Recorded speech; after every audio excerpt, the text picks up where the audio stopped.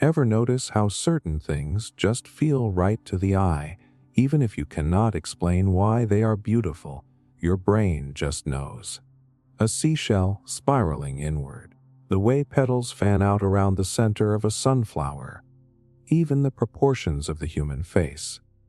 There is a secret number hidden inside all of them.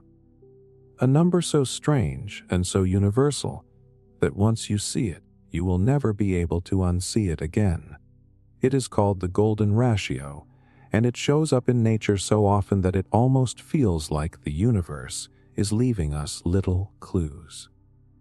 Before we continue, a quick note. Many of you watch our videos but haven't subscribed yet, so please subscribe to our channel Restwise and join our growing community. We'd also love to know where you're watching from and what time it is for you. It's amazing to see how connected we all are. If you enjoy relaxing with philosophy, psychology, and science while drifting into sleep, give this video a like and stay with us on the journey. Now, let's get back to the video. Now here is where it gets wild. The golden ratio is not some mystical idea cooked up by philosophers. It is a very specific mathematical relationship. Take a line, divide it into two sections, and if the ratio of the small part to the big part is the same as the big part to the whole line, you get a number. That number is about 1.618. And here is the shocker. This single ratio keeps reappearing in nature, in biology, even in the galaxies overhead. It is not just a pattern you see. It is a pattern you live inside of. Think about sunflowers. Their seeds spiral out from the center in two directions. Count the spirals. You will find that one set might be 34 and the other 55. Or maybe 55 and 89. These numbers are neighbors in what is called the Fibonacci sequence, which naturally converges to the golden ratio. The plant is not doing math. It is optimizing. This arrangement lets it pack the maximum number of seeds into the smallest possible space without waste. Evolution, efficiency, beauty, all rolled into one silent equation. And seashells. The nautilus shell is practically the poster child for the golden ratio. Each chamber grows larger in perfect proportion, so the creature can expand without changing its shape. What looks to us like a symbol of harmony is, to the animal, simply survival engineering. Yet the design resonates with us so deeply that humans have been copying it for centuries, from architecture to art to sacred symbols.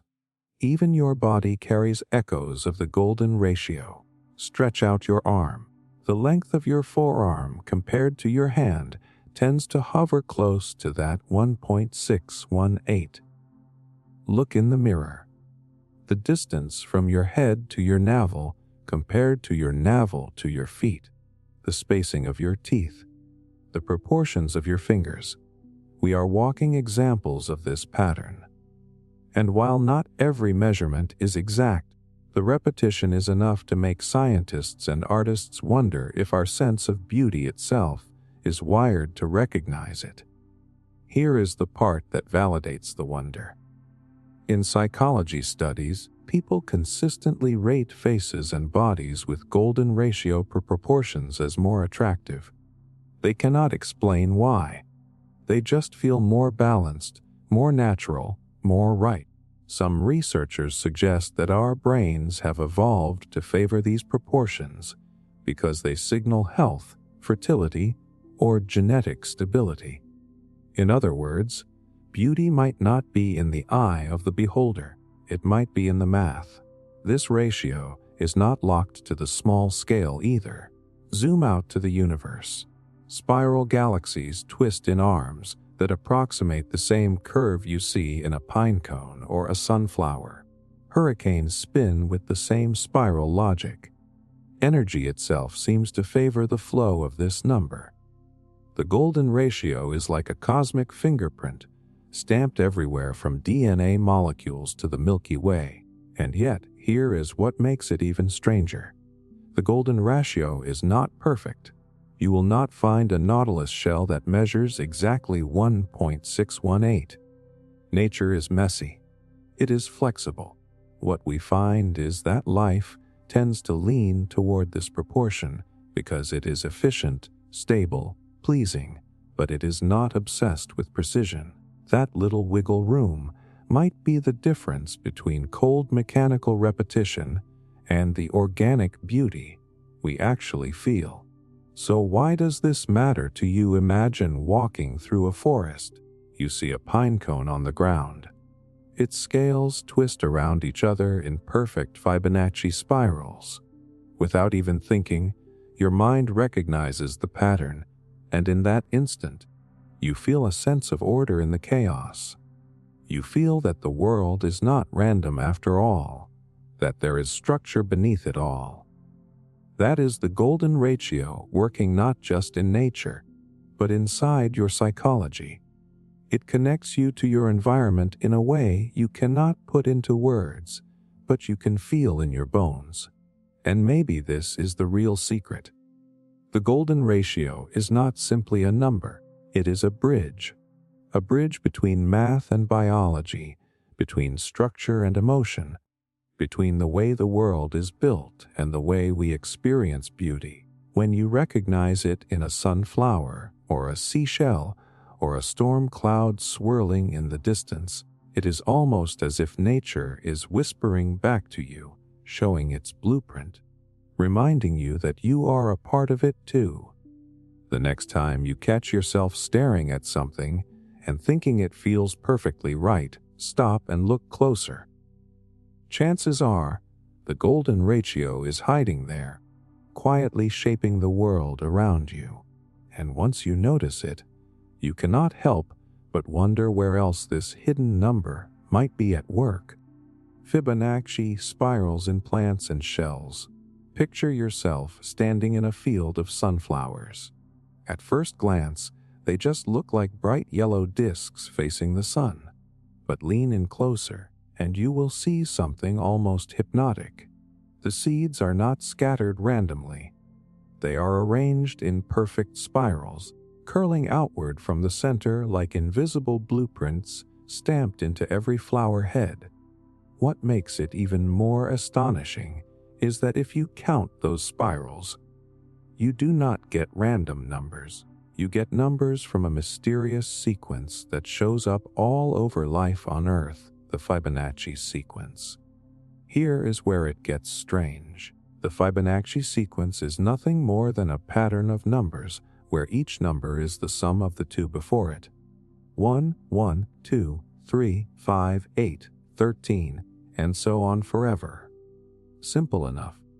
But this innocent little pattern holds one of nature's greatest secrets, because when you divide one number in the sequence by the number before it, you get a ratio that hovers closer and closer to that magic number we just explored, the golden ratio.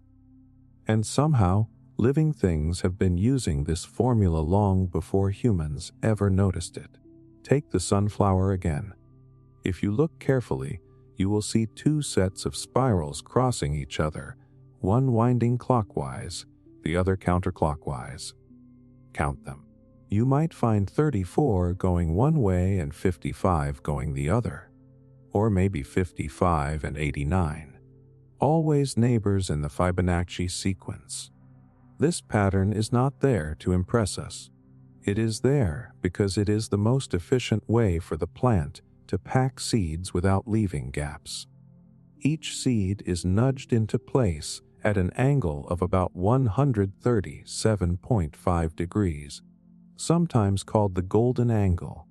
Over and over, this arrangement allows maximum density. The flower fills itself with life using the most elegant math trick in the book. Now shift to the coastline. Imagine picking up a seashell, maybe a nautilus. As you run your fingers along its curve, you notice the spiral expanding outward, each chamber growing larger as the creature inside grew older. This spiral too is no accident. It follows the same logic. Each new chamber is proportional to the last, echoing the growth pattern of Fibonacci numbers. It is not only beautiful but practical. The animal can expand in size without changing shape, maintaining balance and strength while conserving energy. What looks to us like art is really biology, solving a survival problem in the most efficient way possible. But here is the part that makes you stop and think. This spiral is not limited to flowers and shells, pinecones, pineapples, even the arrangement of leaves around a stem. In botany, this is called phyllotaxis, and it is basically nature's way of stacking things in the neatest possible way. A leaf grows at a certain angle from the last one, so that none of them block each other from sunlight. It is not just pretty, it is functional, and the math keeps repeating. Over and over, Fibonacci's spiral sneaks into the blueprint of life. You might be wondering if this is just a coincidence, or if we are stretching the pattern too far. That is a fair question. The truth is, not every spiral in nature is a perfect Fibonacci spiral. Nature is not a machine. It is messy, flexible, adaptive. But over and over again, the Fibonacci sequence gives a kind of default template for growth that balances efficiency and harmony. It is not forced, it is emergent. Plants and shells do not know they are following Fibonacci. They are simply obeying the invisible laws of optimization. And here is the validation. Scientists have actually tested this. The golden angle, that 137.5-degree spacing, turns out to be the most efficient arrangement for packing seeds or leaves without overlap. Any other angle would create gaps or waste. The sunflower's spirals are not a coincidence. They are nature's solution to a geometric puzzle, solved again and again in different forms. But let's not ignore the human side. When we see these spirals, we do not just analyze them, we feel them. There is something about the curve of a seashell or the face of a sunflower that resonates with us, like we are seeing into the code of reality itself. Artists, architects, and designers have been borrowing this spiral for centuries, from the proportions of temples to the swirl of paintings to the design of logos.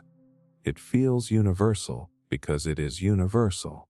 And here comes the tease. If the Fibonacci spiral can be found in something as small as a sunflower seed and as large as a crashing hurricane, what else might it be shaping that we have not even noticed yet? Could it be influencing the way our own bodies grow the patterns in our DNA? The very structure of galaxies overhead. The deeper you go, the more it seems like this spiral is not just a quirk of nature, but one of the fundamental rhythms of existence itself. So next time you pass a field of sunflowers or pick up a shell by the shore, take a closer look. You are not just seeing a plant or a creature. You are seeing a timeless formula unfolding right in front of you. The same formula that has been quietly shaping life for millions of years, spiraling outward, one turn at a time. DNA of nature's ultimate code. Think about this for a second. Every single detail that makes you who you are, the color of your eyes, the curve of your smile, the way your body fights off sickness, is written down somewhere. Not written in ink, not carved into stone, written in a code so small you cannot see it with your eyes, yet so powerful it builds entire living beings from scratch. That code is DNA, and it might just be the most astonishing pattern in all of nature. Here is what makes it jaw-dropping. DNA is not a vague idea. It is a real, physical molecule twisted into a spiral staircase we call the double helix. Imagine a ladder, except the ladder has been twisted like a corkscrew. Each rung of the ladder is made of pairs of 4 chemical letters: adenine, thymine, cytosine, and guanine. Or, to make it easy, A pairs with T and C pairs with G. Those 4 letters are the alphabet of life. With only 4 symbols, nature has written out instructions for building bacteria, oak trees, whales, and humans. Now let's pause. 4 letters to build everything alive. That should sound insane, almost impossible. Yet, when those letters are arranged in different sequences, they form words, sentences, paragraphs. Only here, the paragraphs are genes, and the sentences are proteins, and the words are the instructions for every part of a living body. The code is universal. The same alphabet shapes the wings of a butterfly and the brain of a human being. That is not coincidence. That is a cosmic language written into the fabric of biology. But here is where it gets even stranger. DNA is not just a blueprint. It is also a self-replicating pattern. When your cells divide, DNA copies itself with staggering precision. Enzymes unzip the double helix, each strand serving as a template for a new partner. It is like a zipper splitting and immediately being rebuilt on both sides. Mistakes are rare, but when they do happen, they create mutations, little glitches in the code.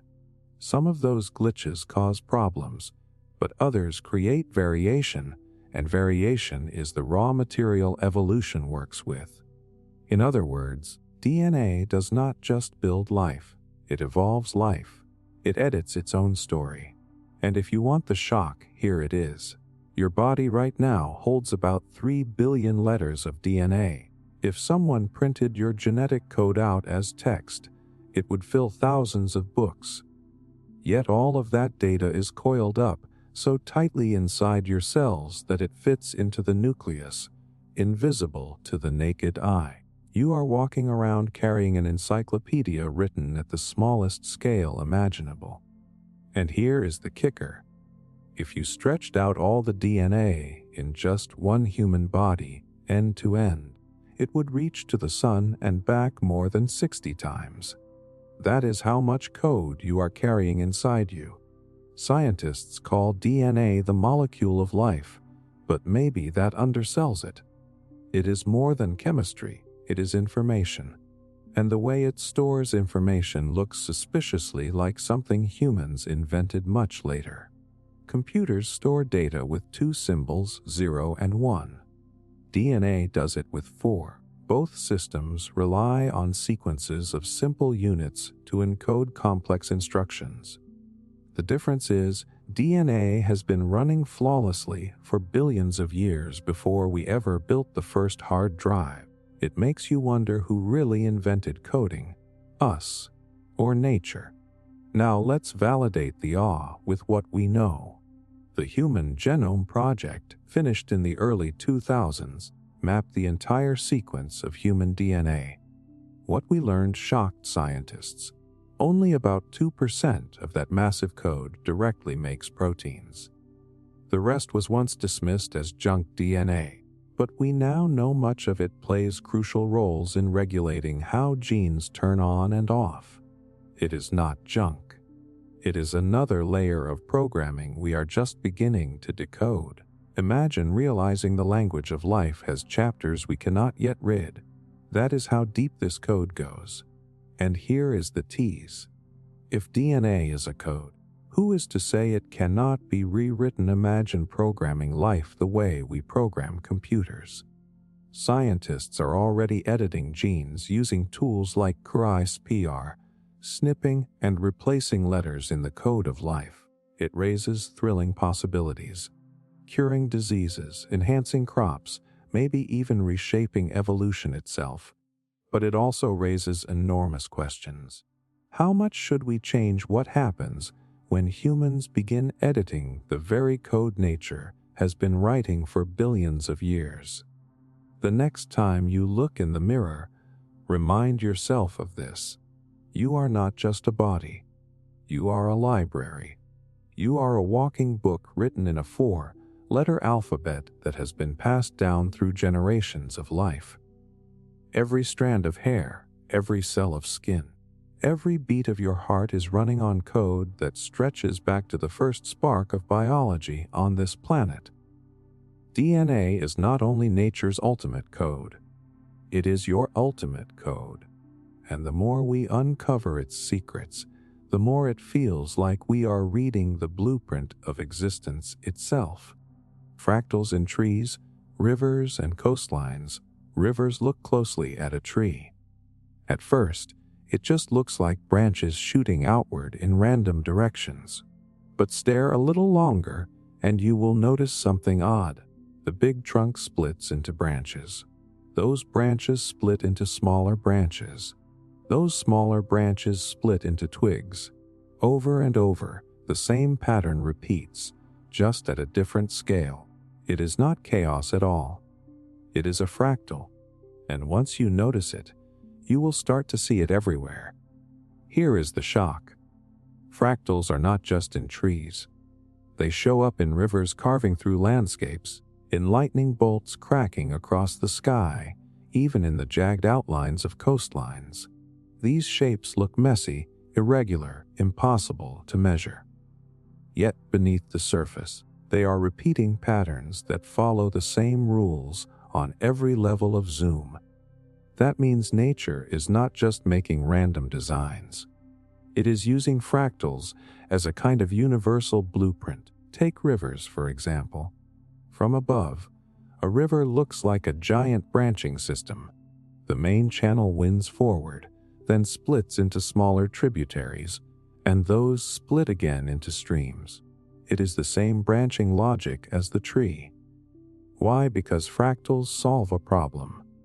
They allow water to drain from vast areas of land in the most efficient way possible. If rivers did not follow this fractal design, water would pool and stagnate. Instead, every drop has a pathway back to the ocean, thanks to branching geometry that repeats at every scale. Now look at coastlines. Walk along the shore, and it seems simple enough. A line where land meets water. But measure it, and you hit a paradox. The closer you look, the more detail appears. From a satellite, a coastline is a smooth curve. From a plane, you see bays and peninsulas. From the ground, you see rocks and coves. Zoom in further, and each rock has ridges and cracks. No matter how much you zoom, the pattern keeps unfolding. This is known as the coastline paradox. The length of a coastline is practically infinite, because fractal geometry means there is always more detail hidden in the next level of scale. Trees, rivers, coastlines. They might look unrelated, but they are all running on the same fractal code. And the validation is this. Scientists have discovered that fractals are not just pretty designs. They are efficient solutions. Branching fractals maximize surface area while minimizing material. That is why your lungs are fractal too. The bronchi split into smaller and smaller tubes until they reach millions of tiny sacs, giving you an enormous surface area for exchanging oxygen. All packed neatly into your chest. Nature uses fractals because they get the most done with the least effort. But here is where it gets even deeper. Humans respond emotionally to fractals. Psychologists have run experiments showing that when people look at fractal patterns, whether in trees, rivers, or even abstract art, their stress levels drop. Brain scans reveal smoother electrical activity. Some researchers think this is because our brains themselves are wired with fractal-like networks. When we look at fractals, we are looking at something our biology resonates with, like recognizing a rhythm we already know by heart. And think about how this plays out in daily life. Why do people feel calm walking through a forest? Why does staring at waves crashing along a coastline feel hypnotic? It is not just the fresh air or the sound. It is the fractal geometry, speaking directly to the deepest layers of our nervous system. The repetition of patterns across scales creates a sense of order hidden inside, what looks like chaos. That hidden order is what makes it so mesmerizing. Here comes the tease. If fractals appear in trees, rivers, and coastlines, what does that say about the universe itself? Are we living inside a fractal world where patterns repeat at every level? From the branching of galaxies to the firing of neurons in our brains, some physicists suspect that reality itself might be fractal, with structures repeating endlessly, no matter how far you zoom in or out. Imagine looking into a microscope and seeing a pattern that looks suspiciously like the spiral of a galaxy. Imagine realizing the same geometry that shapes a coastline is shaping the fabric of space itself. So the next time you walk through the woods or fly over a river delta or trace the jagged edge of a coastline on a map, stop for a moment. What you are seeing is not randomness. You are seeing nature's fractal language, a code of repetition and efficiency that ties together trees, rivers, lungs, and even the shape of the world itself. Fractals remind us that what looks like chaos is often just a deeper kind of order, one we are only beginning to understand. Symmetry in flowers and snowflakes. Think about the last time you picked up a flower. Maybe it was a daisy, a rose, or even a wildflower growing through a crack in the sidewalk. Did you notice how strangely perfect it looked? The petals weren't just thrown together at random. They were balanced, even, radiating outward with a kind of quiet precision. That is symmetry. And once you start noticing it, you realize that symmetry is everywhere in nature. From the blossoms in a meadow to the frozen crystals drifting down from the winter sky. Here is where it gets startling. Snowflakes. Every single snowflake that has ever fallen follows the same fundamental rule: 6-fold symmetry. No matter how complex, no matter how delicate, each one builds itself around 6 repeating arms. And here is the kicker. Every single arm of a single snowflake is nearly identical to the others. Water molecules lock together as they freeze, and because of the way hydrogen bonds form, they naturally create hexagons. The result is a crystal with 6 repeating sides. From there, temperature and humidity sculpt the details, creating endless variations. That's why no 2 snowflakes are exactly the same, yet every single one obeys the law of symmetry. Now think back to flowers. Symmetry in flowers isn't just pretty, it's survival. Bees and other pollinators are drawn to patterns that are balanced. Radial symmetry, where petals radiate outward evenly, helps insects quickly find the center of the flower where the nectar and pollen are. Some flowers use bilateral symmetry, like orchids, which mirror themselves down the middle. That shape isn't an accident. It forces pollinators to land in a way that maximizes the transfer of pollen. In other words, the symmetry we see as beauty is actually strategy. Flowers evolved to look symmetrical because symmetry works. And here's the validation. Studies in psychology show that humans are wired to prefer symmetry. When people are asked to rate faces, designs, or even abstract patterns, the ones with symmetry almost always come out on top. Scientists think this preference evolved because symmetry is often a signal of health and stability. A symmetrical face, for example, suggests strong genetic fitness.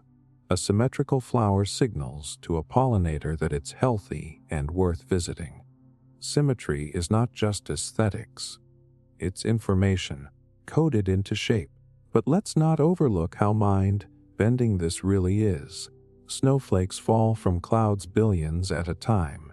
Each one is unique, yet each one follows the same unbreakable rule of 6-fold symmetry. Flowers bloom across forests and fields, each with its own colors and fragrance. But they too follow the same laws of symmetry. The patterns feel personal and intimate when we notice them, yet they are also universal. It's like nature is quietly whispering the same language across completely different forms. And maybe you've felt this in your own life. Why does holding a perfect rose feel calming? Why does catching a snowflake on your glove feel almost magical? It's not just romance or nostalgia. It's your brain recognizing a pattern it finds deeply satisfying. Symmetry tells us that the world has order, even when things seem chaotic. It reminds us that there is structure in the smallest of details, from petals to crystals. Here comes the tease.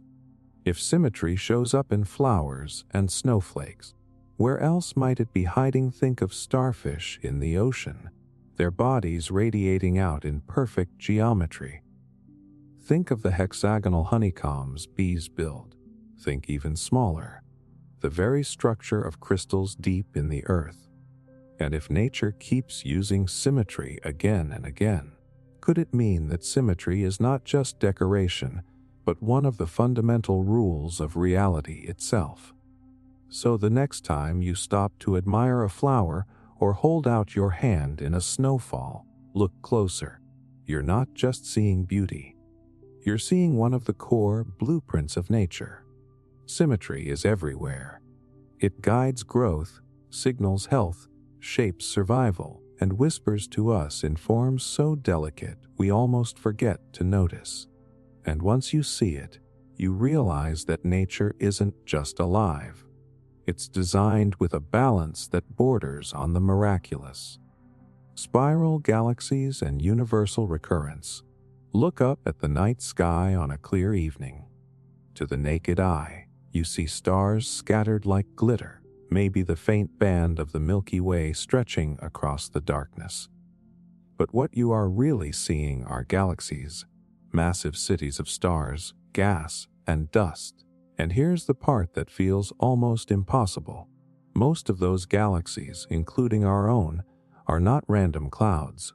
They are spirals. Huge, graceful arms curling outward in the same swirling pattern we see in seashells, sunflowers, and hurricanes. Now here comes the shock. These spiral galaxies are unimaginably big. The Milky Way alone holds hundreds of billions of stars, each one potentially with its own planets. Yet, despite this vastness, they all follow the same geometry, a spiral that echoes patterns we find in plants and shells here on Earth. This is the recurrence that makes scientists and philosophers stop in their tracks. Why should something as small as a pine cone and something as enormous as a galaxy share the same spiral design? Could it be coincidence, or is it a universal rhythm repeating across scales too different to comprehend? Let's break down how this happens. Galaxies are not frozen snapshots. They are in motion, spinning slowly over billions of years. Gravity pulls stars inward, while angular momentum keeps them moving outward. This delicate balance creates density waves, regions where stars and gas cluster together, forming the iconic spiral arms. It's not that the arms are made of the same stars forever. Stars move in and out of them, like cars bunching up in traffic. The spiral is not a fixed thing, it's a repeating wave. And yet, to our eyes, it looks like a timeless design. Now let's validate this with something even closer to home. Spirals show up wherever there is motion combined with balance. Water swirling down a drain, storms twisting across oceans, seeds arranging in a sunflower.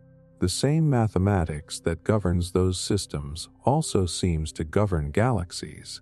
That suggests spirals are not decorative at all. They are efficient, inevitable outcomes of the way matter organizes itself under certain conditions. Nature is not copying itself for fun. It is following laws that echo at every level. And think about what this does to us emotionally. Standing under a night sky, realizing that the very pattern of a seashell is mirrored in the arms of the galaxy, you live in creates a sense of connection that is almost spiritual. It tells us that the universe is not a random scatter of events. There is recurrence. There is rhythm. There is a hidden architecture that keeps surfacing, whether you look through a microscope or a telescope. Psychologists even suggest that this recognition of recurrence might be why humans are so drawn to spirals in art, design, and myth. When we carve spirals into cave walls or design them into temples, maybe we are not inventing symbols. Maybe we are reflecting what we see unconsciously in nature itself. Spirals soothe us because somewhere deep down, they remind us of the universal order we are part of. But here comes the tease. If spirals appear in galaxies, storms, plants, and shells, what does that say about reality itself? Could it mean that the universe has a fractal-like design, where patterns repeat endlessly across scales we cannot even measure? Some cosmologists have speculated that the universe itself might be recursive, endlessly cycling through expansion and collapse, repeating its own story over and over. Just as a sunflower packs its seeds in the same spiral again and again, perhaps the cosmos itself is playing out in infinite recurrence. Imagine this. You stand on Earth, a small planet in a solar system, inside a spiral galaxy, inside a universe that might itself be structured as a spiral. At every level, from the seed to the star to the cosmos, the same pattern hums like a background note. And once you start hearing it, you cannot unhear it. So the next time you glance up at the night sky, don't just see stars. See the spirals curling through space, echoing the same design you find in a flower on the ground. See the recurrence of form, whispering that the universe is not separate parts, but one great pattern unfolding again and again in infinite scales of beauty. Hexagons in honeycombs. Bees build hives that are astonishing in their precision. Walk into a hive, or even just examine one carefully, and you notice something remarkable. Every chamber is a perfect six-sided hexagon. No circles, no squares, always hexagons. They interlock seamlessly, forming the familiar honeycomb pattern. At first glance, it seems almost intentional, like a blueprint drawn by a master architect. But here is the real shock. Bees are not mathematicians. They don't sit down and calculate angles. They follow instinct. Yet instinct alone has produced one of the most efficient geometric patterns in nature. Why is the hexagon so special? If the bees had built circles, gaps would appear, wasting space. Squares would not hold as much honey with the same amount of wax. Triangles might fit together, but they are not as strong structurally. The hexagon is the only shape that allows the bees to fill a plane completely without wasting wax, and at the same time store the maximum volume of honey. Evolution, working quietly over millions of years, arrived at a solution that humans would not prove mathematically until centuries later. The honeycomb is not decoration. It is optimization at a level that borders on genius. Wax is extremely costly for bees. A worker produces only a tiny fraction of a gram in her lifetime, and the colony depends on that wax to construct thousands of cells. The hexagon minimizes material while maximizing storage. Every cell is a unit of efficiency, and when repeated thousands of times, it creates a structure capable of holding hundreds of pounds of honey while supporting the weight of thousands of bees. Nature solved a problem that would challenge even the most skilled engineers. The hive is both functional and beautiful because the solution has to work. Mathematicians eventually confirmed what bees had instinctively known. The honeycomb conjecture proves that a hexagonal tiling is the most efficient way to divide a surface into equal areas using the least perimeter. No other shape works better. Humans had to reason through equations, proofs, and logic to arrive at what bees had done instinctively through evolution and behavior.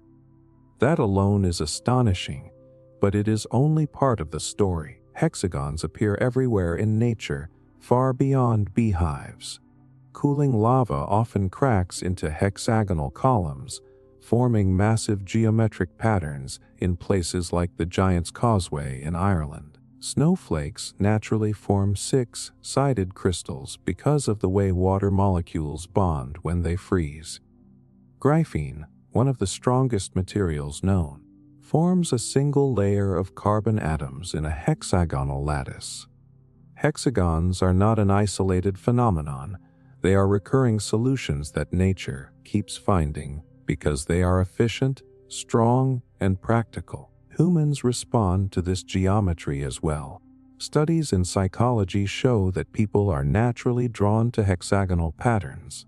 They feel harmonious, stable, and balanced. Architects have known this instinctively for thousands of years, using hexagonal tiles in temples, floors, and mosaics. Modern designers repeat the pattern in technology, graphics, and structures because it resonates deeply.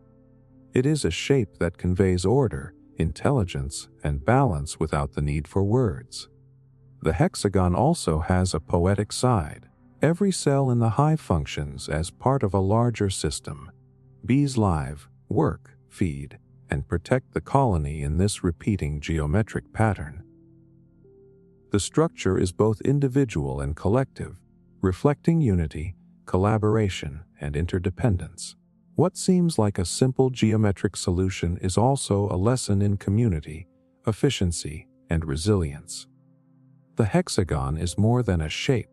It is a strategy that life has perfected over eons, and it raises questions about the universe.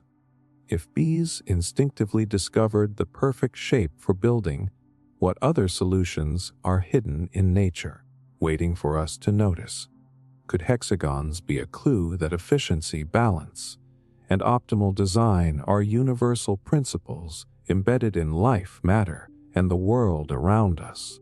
From the microscopic to the monumental, this pattern recurs, hinting at rules that are bigger than any one species or ecosystem. So the next time you see honey dripping from a comb, or a crystal reflecting sunlight, or a hexagonal pattern in rock or ice, pay attention.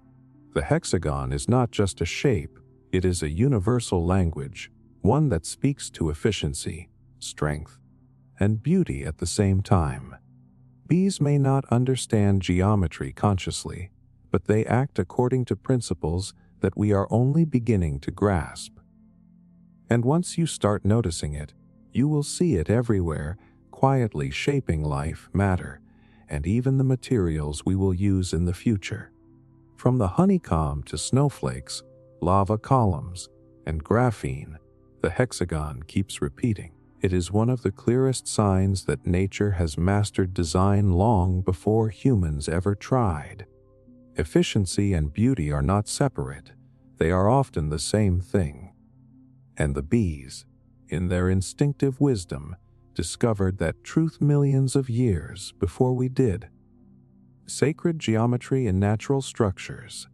There is a hidden order in the natural world that often goes unnoticed. Mountains rise in certain rhythms, rivers bend in recurring curves, and even the structure of crystals follows patterns that feel intentional, as if the universe has a blueprint. This is sacred geometry, the study of shapes, ratios, and patterns that appear again and again in nature.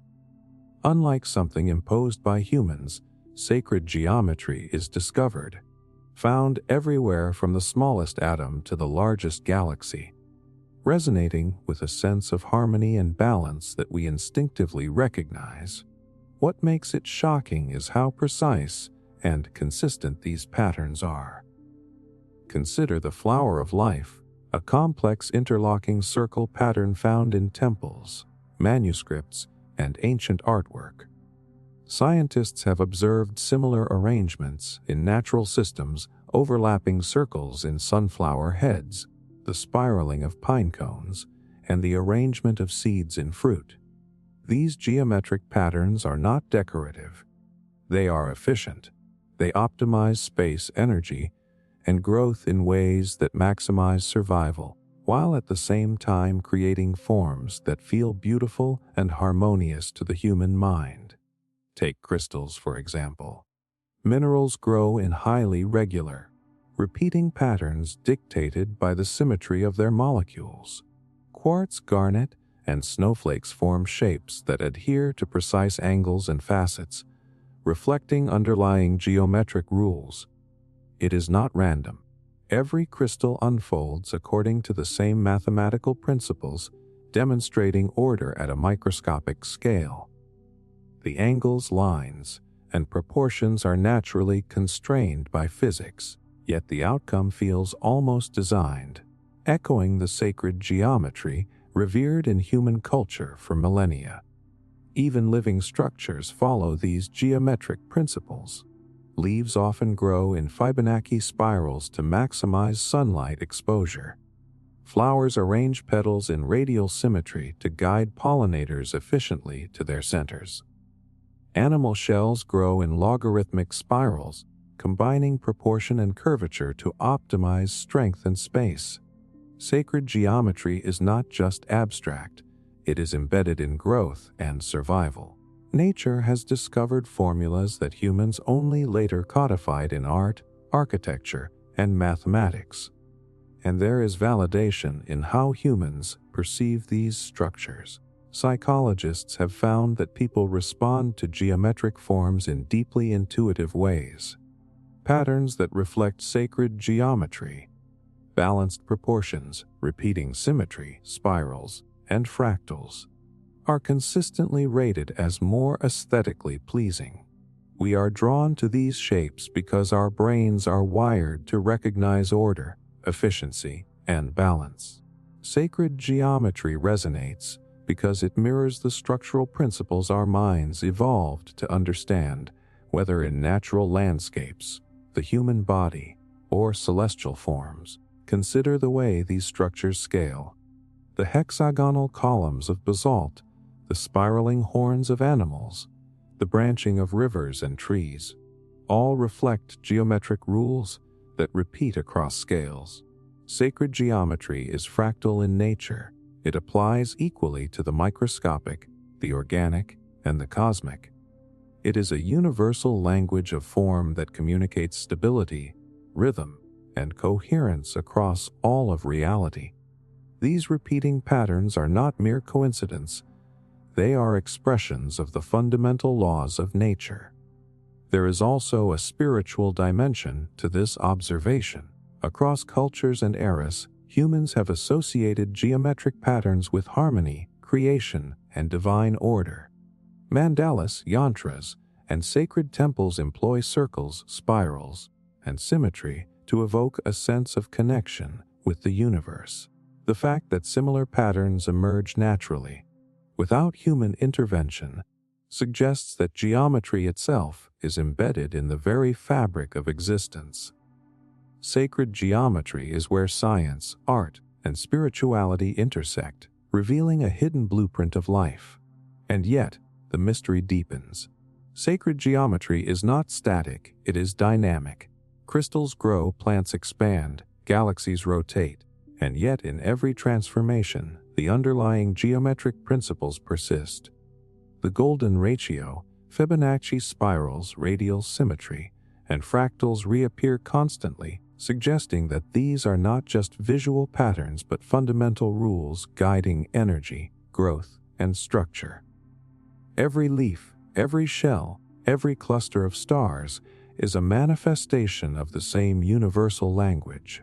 Now consider the implications. If sacred geometry underpins so many aspects of nature, it challenges the notion of randomness. It hints at an invisible architecture connecting all scales of existence, from atoms to galaxies.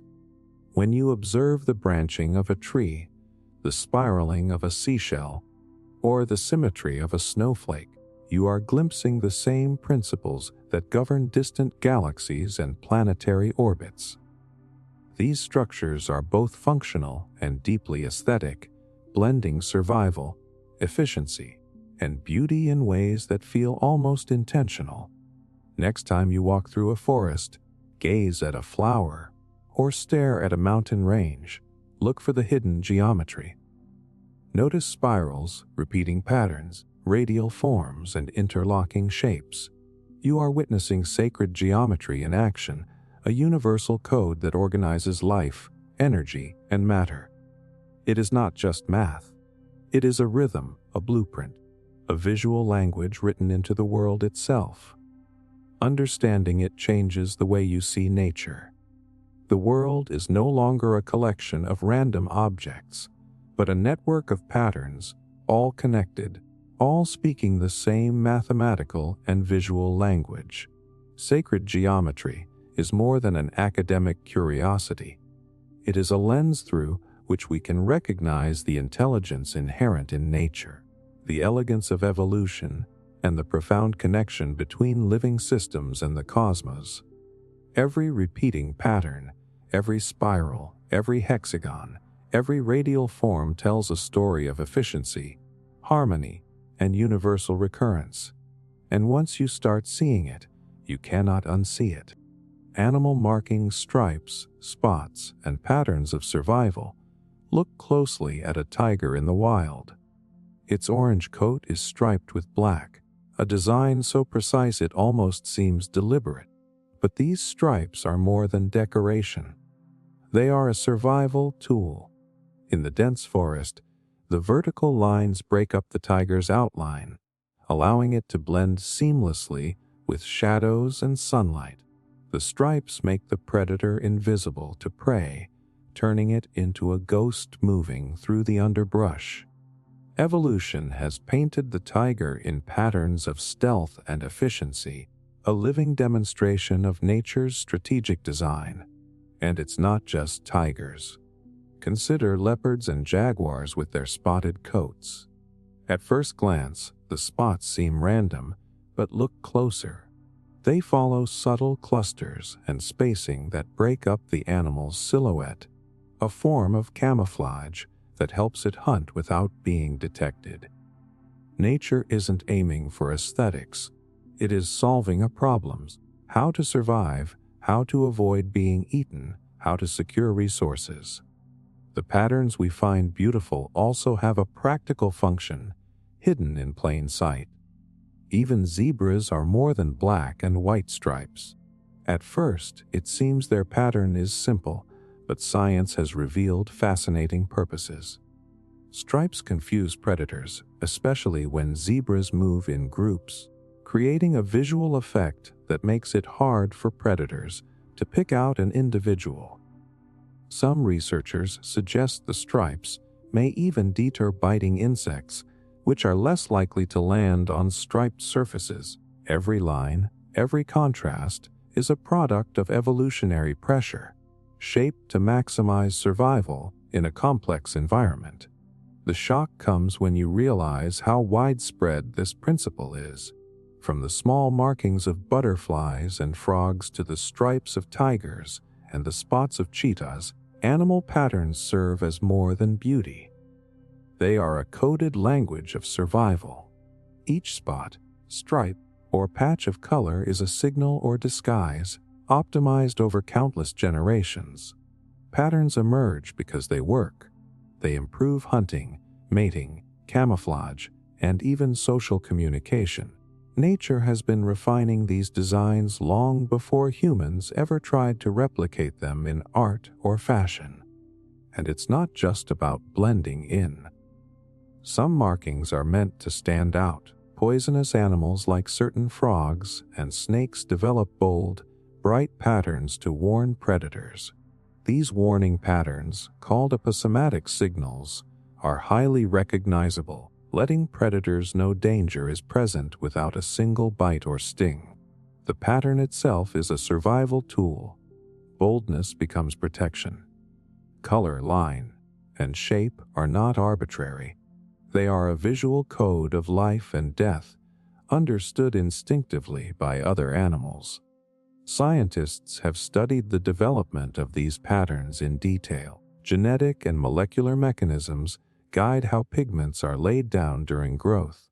Reaction diffusion processes, first theorized by Alan Turing, explain how stripes and spots naturally emerge from simple chemical interactions. What appears complex and intentional is actually the result of chemical and biological laws interacting with evolutionary pressure. Even chaos has rules, and those rules create repeating patterns that are beautiful, functional, and essential for survival. Humans are deeply attracted to these designs. Psychologists suggest that we find symmetry, contrast, and repetition pleasing because our brains recognize efficiency and order in patterns. Animal markings resonate with us not just because they are pretty, but because they signal adaptation, balance, and survival. From fashion inspired by leopard spots to abstract art mimicking zebra stripes, humans have always borrowed patterns that nature perfected first. We recognize them as harmony even when we don't understand the function behind them. The intrigue goes further. Markings are often used for social communication within species. Facial stripes on certain monkeys help individuals identify each other. The patterns on fish or birds can indicate maturity, strength, or reproductive status. In these cases, the design is not for survival against predators, but survival of the species, guiding behavior and interactions in subtle, yet essential ways. Every stripe, spot, or color gradient becomes part of a language, silently understood within the species. And here comes the tease. If patterns on animals serve multiple purposes, camouflage, warning, communication, how much of the natural world is coded in this way? Could the same principles that shape a tiger's stripes or a poison dart frog's warning colors also shape the spirals of shells, the symmetry of flowers, or the geometry of galaxies? Patterns in nature are not random. They are solutions to recurring problems. They repeat at multiple scales, from the micro to the macro, and once you start noticing them, you begin to see a hidden order behind life itself. Next time you see a leopard slinking through grass, a zebra grazing in the savanna, or even the colorful wings of a butterfly, pause. Look beyond the beauty. Study the stripes, the spots, the repeating shapes. You are witnessing survival, evolution, and nature's quiet genius all at once. These patterns are practical, aesthetic, and deeply connected to the underlying principles that govern life. The more you notice them, the more you realize that what appears as decoration is really a sophisticated code, written into the animal world long before humans ever deciphered it. Camouflage as hidden symbolism. Now walk through a forest or a desert, and you may notice something curious. Some animals disappear almost completely into their surroundings. They don't just hide, they merge with the environment in ways that feel almost magical. Camouflage is more than a survival tactic. It is nature's way of embedding hidden symbols and patterns into the world, creating a secret language that only those who understand can read. Every color, shadow, and shape serves a purpose, blending art, strategy, and survival into one. The shock is in how deliberate it seems. Take the leaf-tailed gecko. Its body is shaped like a leaf, complete with veins and irregular edges. It rests on trees, almost indistinguishable from the foliage. Predators pass right by, unaware of its presence. This is not luck. Every line, every notch, every color gradient is a product of evolution, optimized to conceal and protect. The environment itself becomes part of the animal's body, turning the forest into a stage and the gecko into an actor perfectly in tune with its surroundings. Camouflage doesn't stop with reptiles. Consider Arctic hares, polar bears, or snowshoe hares in the snow. Their fur turns white during winter, blending with the snow. In deserts, insects and reptiles mimic sand or rocks. Even marine creatures, like cuttlefish, can change color and texture in real time to match coral, sand, or kelp. The level of precision is astonishing. Nature is using color, shape, and pattern as a language of invisibility, a hidden code written for survival. And here is where it becomes even more fascinating. Camouflage often carries hidden symbolism. Predators are deceived, prey is protected, but there is more to the story. Some animals use disruptive patterns, such as stripes or spots, which break up their outline.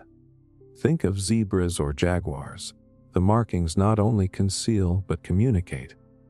They signal health, strength, or identity to others of the same species, all while remaining hidden from threats. The same design that hides can also reveal, depending on who is looking. Camouflage is both concealment and message. Scientists have uncovered mechanisms behind these patterns. Turing's reaction diffusion model explains how chemical signals during growth can produce stripes, spots, and waves, creating the illusion of randomness while following precise rules. What looks accidental is actually mathematical. Nature hides intention behind complexity. Camouflage is coded, structured, and functional. It is survival disguised as artistry, an invisible symbol system that operates on multiple levels simultaneously. Humans are naturally drawn to these hidden patterns. We may not consciously notice them at first, but something in our brains resonates with the subtle order and rhythm of camouflage. Military uniforms mimic natural environments because we instinctively recognize that visual disruption hides presence. Artists and designers replicate patterns inspired by camouflage, even in abstract or modern works. It appeals because it feels hidden, clever, and powerful, a way of saying something without being immediately obvious. And the beauty of camouflage is in its duality. It is both deception and revelation, art and function. A chameleon on a leaf is invisible to a bird, but fully visible to another chameleon, communicating color signals for mating or warning. Patterns that blend into the background also carry messages meant for insiders. It is a symbolic language that relies on context, scale, and perception. Nature has been encoding this form of visual communication long before humans developed written or spoken language. Consider the implications. Camouflage demonstrates that patterns in nature are rarely random. They serve multiple purposes: protection, communication, signaling, and sometimes even misdirection. The same principles can be seen in feathers, fur, scales, and skin. Each pattern is simultaneously practical and symbolic, functional and aesthetic. Life has learned to embed meaning into survival strategies, turning biology into a living form of storytelling. Here comes the tease. If camouflage can hide and reveal simultaneously, what other hidden symbols are encoded in nature around us? Could fractals in trees, spirals in shells, or symmetry in flowers be part of the same language? Camouflage suggests that the world is layered, that patterns carry meaning beyond what is immediately visible, and that survival itself may be written in a subtle code of form, color, and repetition. Next time you observe an animal blending perfectly into its environment, stop and look closer. Every stripe, spot, or color gradient is a symbol, a code, a solution to a problem.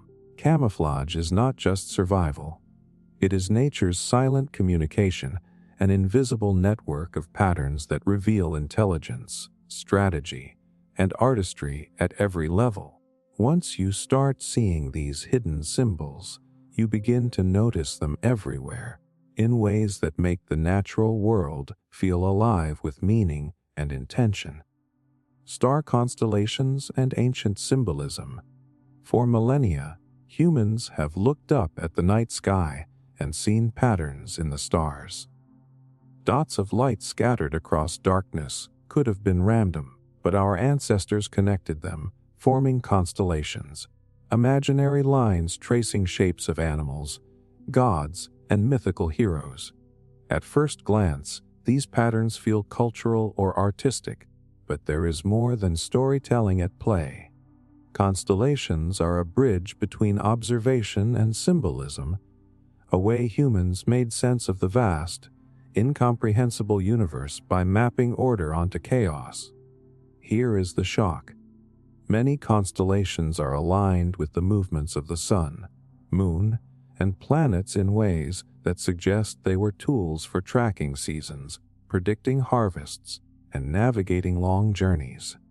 The stars were not just decoration in the sky. They were functional markers, a celestial code that guided survival and community organization. Orion, the hunter, rises at certain times of year, signaling when to sow crops. The Pleiades cluster marks the changing of seasons. The heavens themselves became a calendar, a compass, and a storybook all at once. And yet, the symbolism goes even deeper. Civilizations across the globe, separated by thousands of miles, independently created similar constellations. Bears appear in the sky in both Native American and European mythologies. Dragons slither across Chinese and Middle Eastern stars. This convergence suggests that humans perceive similar patterns, a natural instinct to find geometry, symmetry, and repetition in randomness. Our minds are wired to detect order, and when we project meaning onto the stars, we are following an ancient cognitive pattern shared across cultures and time. Stars themselves follow physical rules. They cluster, orbit, and align due to gravity, creating patterns that are partially fixed and partially variable. Some stars drift slowly over millennia, changing the appearance of constellations.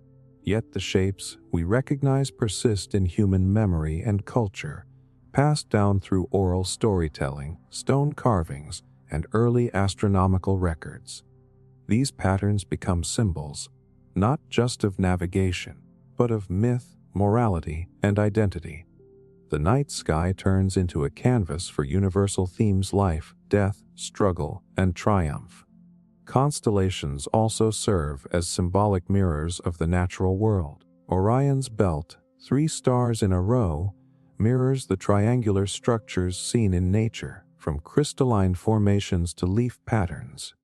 The Big Dipper and Cassiopeia evoke shapes humans intuitively understand, translating the randomness of stars into structures our minds can grasp.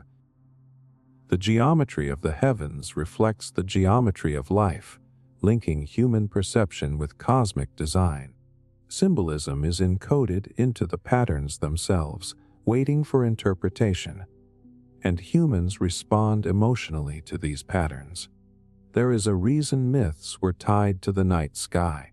Stories associated with stars create meaning, guidance, and a sense of connection to forces larger than ourselves. Psychologists argue that seeing patterns in the sky fosters a sense of coherence in the world. When the universe appears ordered, even partially, it provides comfort, direction, and a framework for understanding life. Constellations are more than maps, they are emotional and cognitive anchors. The intrigue deepens when you consider ancient architecture and sacred sites.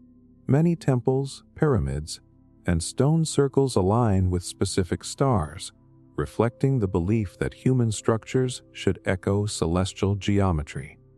From Stonehenge to the pyramids of Egypt, humans replicated star patterns in physical form, embedding the cosmos into cultural memory. Symbolism and utility merge. Stars guide, inspire, and structure human life simultaneously, blending mythology, survival, and geometry into one continuous narrative. And here comes the tease. If humans have long recognized patterns in the stars and projected meaning onto them, what does it suggest about the universe itself? Could the same principles that shape constellations also influence fractals in trees, spirals in shells, or symmetry in flowers? Could there be a hidden code connecting celestial and terrestrial patterns, a universal language that humans have been intuitively reading for millennia? Star constellations are not just stories, they are clues to the deeper structures of reality. Next time you look up at the night sky, pause and trace the lines between the stars. Notice the geometry, the rhythm, the repetition. Each pattern is more than a story. It is a symbol, a survival tool, and a reflection of the hidden order that governs both the heavens and the earth. Constellations remind us that humans have always sought meaning, pattern, and connection, and that the universe, in turn, offers these patterns freely, waiting for observation and interpretation. The night sky becomes a map, a code, and a storybook simultaneously. Stars are guides, symbols, and messages that link human perception with the cosmos. By reading them, we tap into thousands of years of knowledge, instinct, and interpretation, discovering that the universe is not chaotic, but patterned, symbolic, and deeply interconnected. Bioluminescent signals in deep-sea creatures. Descending into the deep ocean, the world changes completely. Sunlight disappears, leaving a dark, near-empty expanse where survival seems almost impossible. Yet, life thrives here in astonishing ways, and one of the most striking adaptations is bioluminescence, the ability of organisms to produce light from within. At first, it seems like a magical glow, but every flash, every flicker, every beam has a purpose. Bioluminescence is not decoration, it is a sophisticated language, a visual code embedded into survival itself. Consider the anglerfish, perhaps the most famous deep-sea predator. A small luminescent lure dangles from its head, glowing in the darkness like a tiny lantern. Prey, attracted to the light, approach without suspicion, unaware that they are moving toward danger. This glow is hunting, strategy, and deception combined. It is a perfect example of how life in extreme conditions can evolve intelligence encoded in light. In the absence of sight, illumination becomes both tool and weapon. The shock comes when you realize how widespread and varied bioluminescence is. Many deep-sea species, from jellyfish to squid, use light for communication, camouflage, mating, or warning. Some squids flash patterns to confuse predators. Certain fish illuminate only the underside of their bodies to blend with the faint light from above, a technique called counter-illumination. Tiny plankton even glow when disturbed, creating shimmering clouds that startle or mislead predators. Every glow is a signal, and every signal has meaning. And the patterns are precise, almost mathematical. The timing, intensity, and placement of light are controlled by specialized organs and chemical reactions. Luciferin molecules react with enzymes to produce light, often in intricate sequences. The flashes are not random.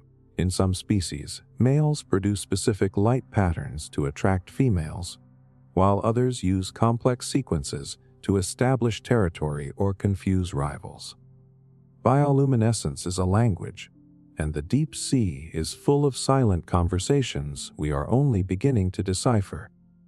There is validation in the ecological and evolutionary logic of these signals.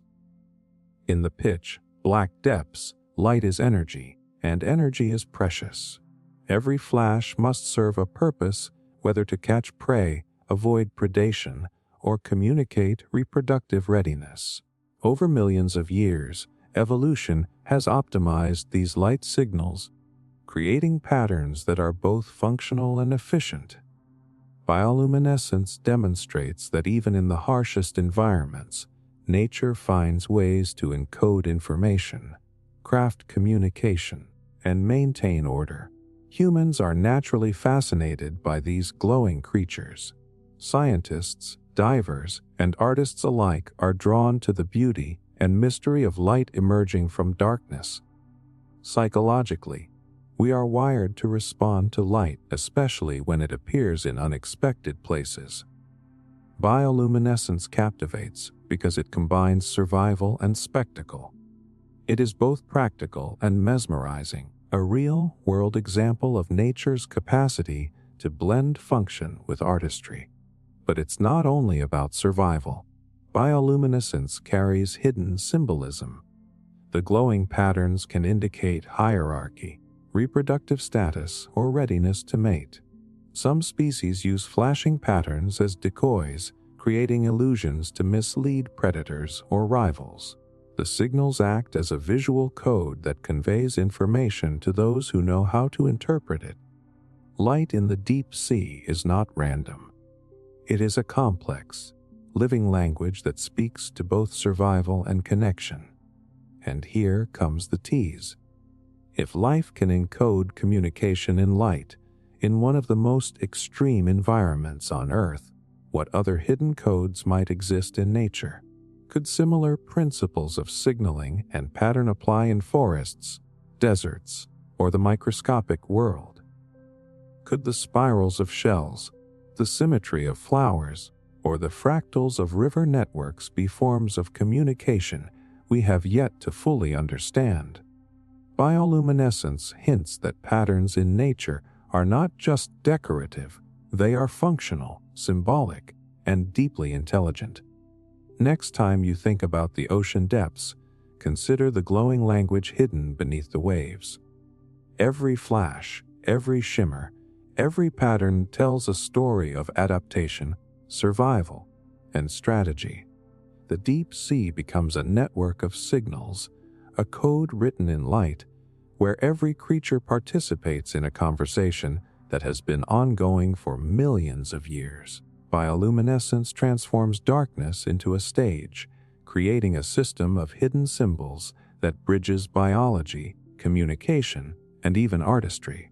In the end, the glowing signals of deep sea life remind us that the natural world is layered with meaning. Function and beauty are inseparable. Light is not just illumination. It is information, survival, and expression encoded into every flicker. Once you begin noticing these patterns, you realize the ocean is alive with coded messages, hidden in plain sight, waiting to be read by those who pay attention. Nature's symbols are everywhere, from the deepest abyss to the highest mountains, and bioluminescence is among the most striking examples of this universal language. Ancient civilizations decoding nature's symbols. Long before modern science, humans were observing the world with astonishing precision. Ancient civilizations studied the sky, the land, rivers, plants, and animals, searching for patterns and meaning. They noticed spirals in shells, hexagons in honeycombs, symmetry in flowers, and the rhythm of the seasons.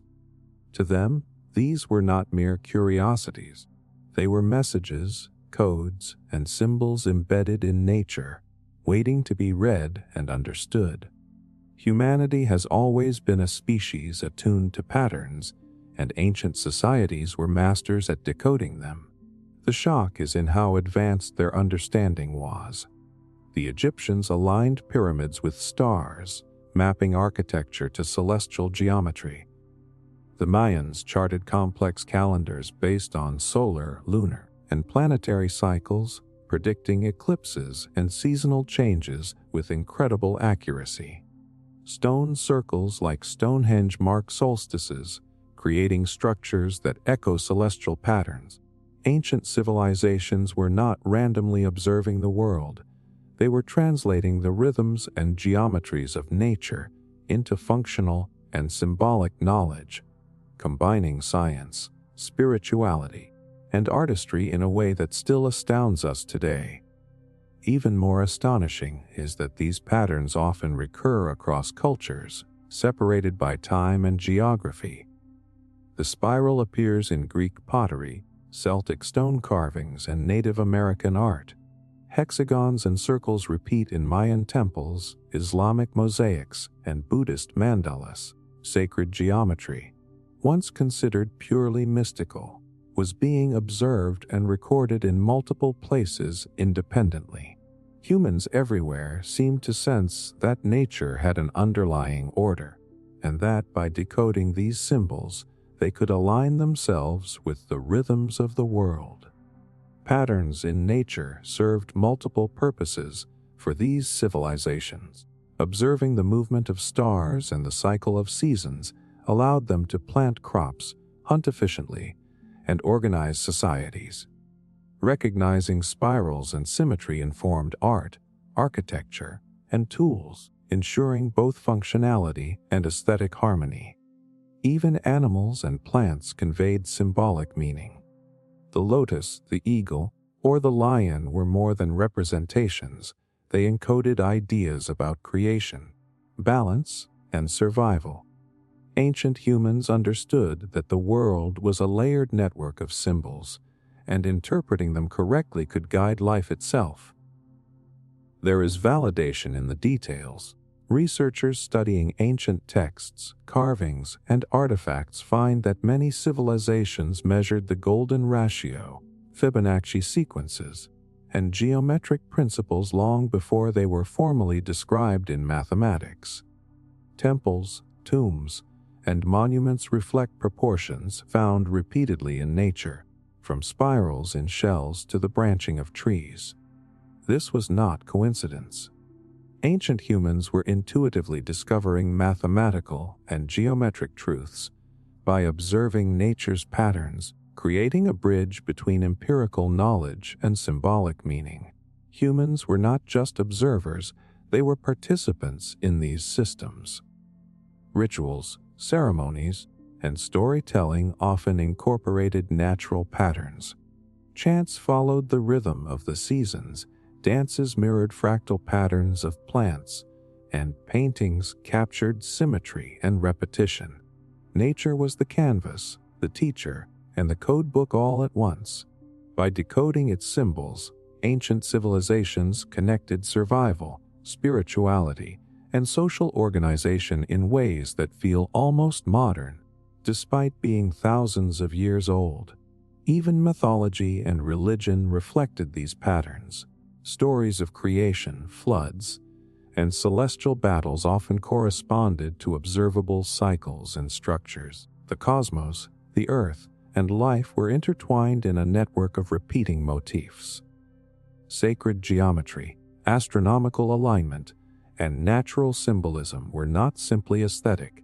They were tools for understanding reality, predicting outcomes, and aligning human activity with universal rhythms. These patterns were a guide, a framework for interacting with the world intelligently. And here comes the tease. If ancient civilizations were decoding nature's symbols so effectively, what have we forgotten or overlooked? Could the same principles they observed govern life today in ways we take for granted? Spirals, hexagons, symmetry, patterns in animal behavior, bioluminescence, and even cosmic arrangements. These were all being read, interpreted, and applied long before modern science formalized them. Ancient humans were tapping into a universal code, and those codes still exist all around us, waiting to be noticed and understood once again. Next time you explore the ruins of an ancient city, study a pattern in a shell, or watch the stars rotate across the night sky, consider the possibility that ancient humans were reading the same messages that surround us today. Nature's symbols are not random. They are repeated patterns, a hidden language that connects survival, art, mathematics, and spirituality. The ancients understood this intuitively, and in doing so, left a record of observation, interpretation, and application that still resonates. By decoding nature, ancient civilizations were not just recording the world. They were participating in it, translating its recurring symbols into culture, science, and spirituality. They recognized that life, the cosmos, and human society are bound by patterns. That meaning can be found in repetition, proportion, and symmetry, and that understanding those symbols provides guidance for existence itself. These messages remain encoded in the world today, waiting for anyone willing to read them with the same careful eye, curiosity, and reverence. Mandalas and patterns in religious traditions. Step into a temple in Tibet, India, or even parts of Southeast Asia, and your eyes are immediately drawn to intricate circular designs radiating from a central point. Mandalas, as they are called, are far more than decoration. They are symbolic maps of the universe, visual representations of balance, harmony, and the connection between the human mind and cosmic order. At first, they seem purely spiritual, but look closer, and you realize they are deeply rooted in nature's patterns: symmetry, fractals, spirals, and repetition. Religious traditions across the world have consistently used these patterns to translate the natural world into symbolic meaning. The shock comes when you realize how precise these patterns are. Every circle, line, and curve in a mandala is intentional, following strict geometric rules. In Tibetan Buddhism, monks spend days or weeks meticulously creating sand mandalas, knowing that each layer represents an aspect of the cosmos, from the elements to divine forces. Hindu yantras use similar geometric principles to align rituals with cosmic rhythms. These designs are not arbitrary. They mirror the repeating forms found in flowers, star constellations, tree branching, and even cellular structures, linking human spiritual expression directly to the geometry of nature. Consider the fractal-like repetition in these patterns. Smaller shapes repeat within larger shapes, spirals unfold into layers, and radial symmetry draws the eye to the center. These visual cues are powerful. Psychologists have found that viewing fractals and symmetrical patterns can reduce stress, increase focus, and evoke a sense of calm. Mandalas do more than convey symbolism. They interact with the human mind in a tangible way. By mirroring natural forms, they connect observers with the patterns embedded in the universe, reinforcing the idea that the cosmos is ordered and coherent. Even beyond Asia, similar patterns emerge in religious art. Islamic geometric designs, often built from interlocking stars and polygons, reflect both aesthetic principles and spiritual symbolism. Christian rose windows radiate intricate radial patterns that align with sacred architectural proportions. Native American sand paintings and ceremonial art also follow repeating geometric and spiral patterns. Across cultures, humans have intuitively drawn upon the same universal language of symmetry, proportion, and repetition that governs nature itself. And there is a functional purpose as well. Mandalas are used as meditation tools, visual aids that guide focus and contemplation. The geometric precision channels attention inward, helping practitioners understand their place within the broader order of life and the universe. Spirals, circles, and repeating motifs mimic natural patterns, reinforcing lessons from nature about harmony, balance, and interconnectedness. In this sense, religious patterns are both spiritual and practical. They teach, heal, and organize perception through repetition and geometry. The validation becomes even clearer when you recognize the alignment with natural forms. The radial symmetry of a sunflower, the spiraling chambers of a nautilus shell, the branching of trees and rivers, all mirror the shapes found in mandalas. Sacred patterns are not inventions of human imagination. They are inspired by observation of recurring principles in nature. Humans intuitively translate the universe's geometry into spiritual language, encoding wisdom about order, balance, and survival in symbolic form, and the intrigue deepens. Mandalas often include hidden layers of meaning that correspond to metaphysical concepts. Circles can represent unity, wholeness, or the cyclical nature of time. Spirals suggest growth, evolution, or energy flow. Interlocking polygons can symbolize interdependence and interconnectedness. Religious traditions use geometry to encode these lessons visually, creating a form of symbolic literacy that communicates complex ideas through pattern alone. Nature provides the blueprint, humans translate it, and the result becomes both a teaching and a ritual practice. Here comes the tease. If mandalas and religious geometric patterns are rooted in the same principles that govern flowers, shells, rivers, and galaxies, what does that tell us about the underlying structure of reality? Could it be that sacred geometry, repeated across centuries and cultures, is humanity's way of recognizing patterns that are universal, extending from microscopic forms to cosmic arrangements? Could it be that spirituality and science are observing the same reality through different lenses, one through meditation, the other through measurement? Next time you see a mandala, a rose window, or a sand painting, take a moment to observe the symmetry, spirals, and repetition. These patterns are not just art. They are reflections of nature's intelligence, distilled into symbolic form.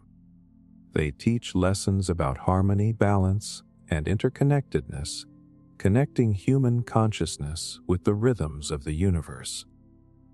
Mandalas remind us that patterns are everywhere, waiting to be noticed, decoded, and appreciated, from the smallest petal to the largest star cluster. The beauty of mandalas and religious geometric patterns lies in their universality. They merge art, science, spirituality, and observation of nature into a single, coherent system. By studying them, we see that humans have always recognized the same hidden patterns that govern life, matter, and energy. They are symbols of order embedded in the world, a reminder that harmony, proportion, and meaning are not human inventions, but reflections of nature's enduring design. Migration patterns of animals. Picture the sheer determination of a monarch butterfly, a delicate creature weighing less than a paperclip, yet it travels thousands of miles from Canada down to central Mexico, guided by forces it cannot see. Or imagine herds of wildebeest thundering across the Serengeti, millions moving together in synchrony, as if obeying some invisible rhythm written into the earth itself. Migration is not simply movement. It is a code, a pattern encoded in biology, behavior, and environment that allows life to thrive against staggering odds. The shock is in how impossibly precise these migrations are. Birds like the Arctic tern travel from one end of the planet to the other, covering distances of more than 4,000 miles in a single year. Whales cross entire oceans. Sea turtles return to the very beaches where they were born, and salmon fight upstream rivers to spawn in the exact waters where their lives began. No GPS, no maps, no human tools. Just internal compasses, magnetic fields, celestial cues, and genetic memory guiding them with uncanny accuracy. These journeys are not chaotic. They follow ancient, repeating patterns that connect animals to seasons, climates, and planetary cycles. Scientists studying these migrations uncover mechanisms that almost defy belief. Birds use the angle of the sun and the positions of the stars to orient themselves, literally reading the sky like a map. Some species detect the Earth's magnetic field through specialized cells in their eyes or beaks. allowing them to perceive direction even in total darkness. Whales and dolphins navigate with sound, using echolocation across vast watery distances. Monarch butterflies, incredibly, inherit migratory instructions across generations, with offspring continuing journeys started by their ancestors. Migration is not instinct in the simplistic sense. It is encoded strategy, evolved precision, and living memory passed down biologically. And it is not only about survival of a single species. Migration has cascading effects on entire ecosystems. Caribou spread nutrients across tundra landscapes as they travel. Salmon feed forests when they die after spawning, their bodies nourishing trees and soil. Wildebeest migrations influence the balance of grasslands, rivers, and predators in Africa. Migration is not a solitary journey. It is a pulse of life that synchronizes ecosystems, a moving pattern that ties together species, environments, and even climates. The world literally breathes through these repeating movements. Validation comes from seeing these patterns echoed in human life.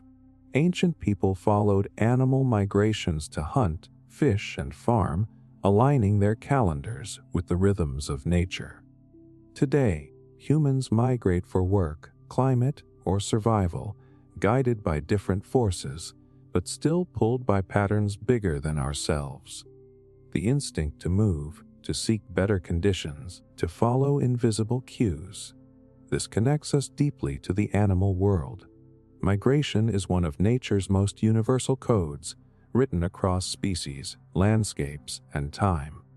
Psychologically, migration patterns resonate with us because they symbolize endurance, resilience, and trust in a larger order. Watching a bird fly thousands of miles or a turtle crawl across sand to return to its birthplace taps into something primal. It reminds us that life is not static, it is cyclical, flowing, rhythmic. The migration of animals reflects the same cycles we see in the seasons, the tides, and even the human heartbeat. Movement is survival, but it is also poetry written in motion. And migration carries hidden symbolism. The return of swallows, the arrival of geese, the reappearance of butterflies. All signal shifts in seasons, fertility, harvest, and renewal. Ancient cultures wove myths and rituals around these patterns, seeing them as messages from the gods or signs of cosmic order. Even today, people mark calendars by migratory events, like the return of the humpback whales or the great migrations in Africa. Migration is not only biological, it is cultural, spiritual, and symbolic, tying the survival of animals to the storytelling of humans. Here comes the tease. If animals can move with such precision, guided by invisible codes of magnetism, starlight, and inherited memory, what other hidden patterns might govern life on Earth? Could the fractals in trees, the spirals in galaxies, or the symmetry in flowers all be part of the same universal system? Migration reminds us that life is not random. It is choreographed, ordered, and deeply intelligent, guided by laws we are only beginning to understand. Next time you see a flock of birds shifting across the sky in unison, or hear of butterflies crossing continents, remember that you are witnessing one of nature's most profound symbols. Migration is not just movement. It is code in motion, a living pattern that binds species, ecosystems, and even human history together. It is proof that nature is not chaotic but organized, purposeful, and endlessly fascinating. The journeys of animals are messages written across the planet itself, reminding us that to survive is to move, to adapt, and to follow the hidden rhythms of the world. Planetary orbits and sacred ratios. Look up at the night sky and imagine the planets silently circling the sun. Their movements might appear simple at first glance, just spheres following predictable paths. But behind those motions lies a hidden order, a code of ratios and harmonies that has fascinated humans for thousands of years. Planetary orbits are not just mechanics. They carry within them the same sacred ratios and patterns we see in shells, flowers, and even the spirals of galaxies. The cosmos itself seems to move to a rhythm, a kind of celestial music we are only beginning to understand. The shock is that these orbital patterns often align with ratios considered sacred in art, music, and architecture. Johannes Kepler, the 17th century astronomer, was so struck by these relationships that he described them as the music of the spheres. He discovered that planetary orbits are not perfect circles but ellipses, with precise mathematical relationships between their distances and speeds. The way planets space themselves, the way they resonate with one another, follows ratios that echo the same proportions humans later used in cathedrals, paintings, and musical scales. It is as if the universe itself is composed in harmony. Take Venus and Earth. Their orbital dance creates a near-perfect pentagram every 8 years, forming geometric patterns that resemble sacred symbols found in temples and mandalas. Jupiter and Saturn, the giant planets, fall into a resonance of 5:2, meaning that for every 5 times Jupiter orbits the Sun, Saturn completes almost exactly 2. These resonances are not coincidence. They reflect stability, balance, and repetition, qualities found again and again in natural systems. Sacred ratios like the Golden Ratio and Fibonacci sequences emerge not only in seashells or flowers, but in the very movements of planets. Validation comes in how deeply humans have connected with these patterns throughout history. Ancient civilizations such as the Babylonians, Egyptians, and Mayans carefully tracked planetary movements, embedding their ratios into temples, calendars, and myths. They saw planetary alignments as divine messages, symbols of cosmic order. While they may not have known the physics, they sensed the harmony, and today, astronomers confirm that orbital resonances stabilize the solar system, keeping planets from drifting chaotically. What ancient humans felt as sacred balance, science now reveals as mathematical necessity.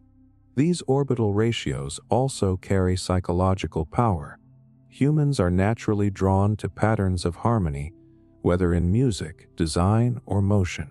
When we discover that the cosmos itself operates with the same principles, we find beautiful and meaningful. It reinforces the sense that we are part of something larger. The planetary dance feels symbolic because our minds are wired to perceive balance and proportion as signs of order and truth. The sacred becomes inseparable from the scientific. Even art and architecture reflect this cosmic influence. Sacred structures often mirror planetary ratios, consciously or unconsciously echoing the same proportions seen in orbital harmonies. The pentagram traced by Venus appears in countless cultural symbols, from ancient carvings to mystical diagrams. Cathedrals were built on proportions that echo the same mathematics found in planetary movements. By mirroring the heavens, humans grounded their lives and structures in what they believed was divine order, aligning themselves with the universe's rhythm. And here comes the tease. If planetary orbits reveal sacred ratios that mirror flowers, shells, and even human DNA, then what does that say about the universe itself? Is the same code repeating at every scale, from the spiral of a galaxy to the spiral of a sunflower? Could it be that harmony is not just an aesthetic preference, but a fundamental principle of existence? Planetary orbits suggest that the laws of physics and the language of symbolism are not separate, but two ways of describing the same reality.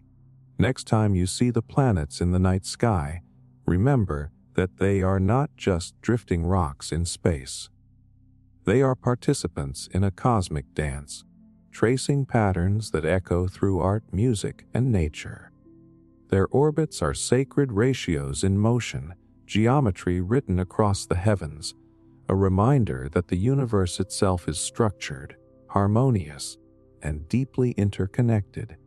The planets are not only astronomical bodies, they are symbols of order, codes of balance, and proof that even the cosmos moves according to hidden patterns of beauty. Neural network patterns in the brain.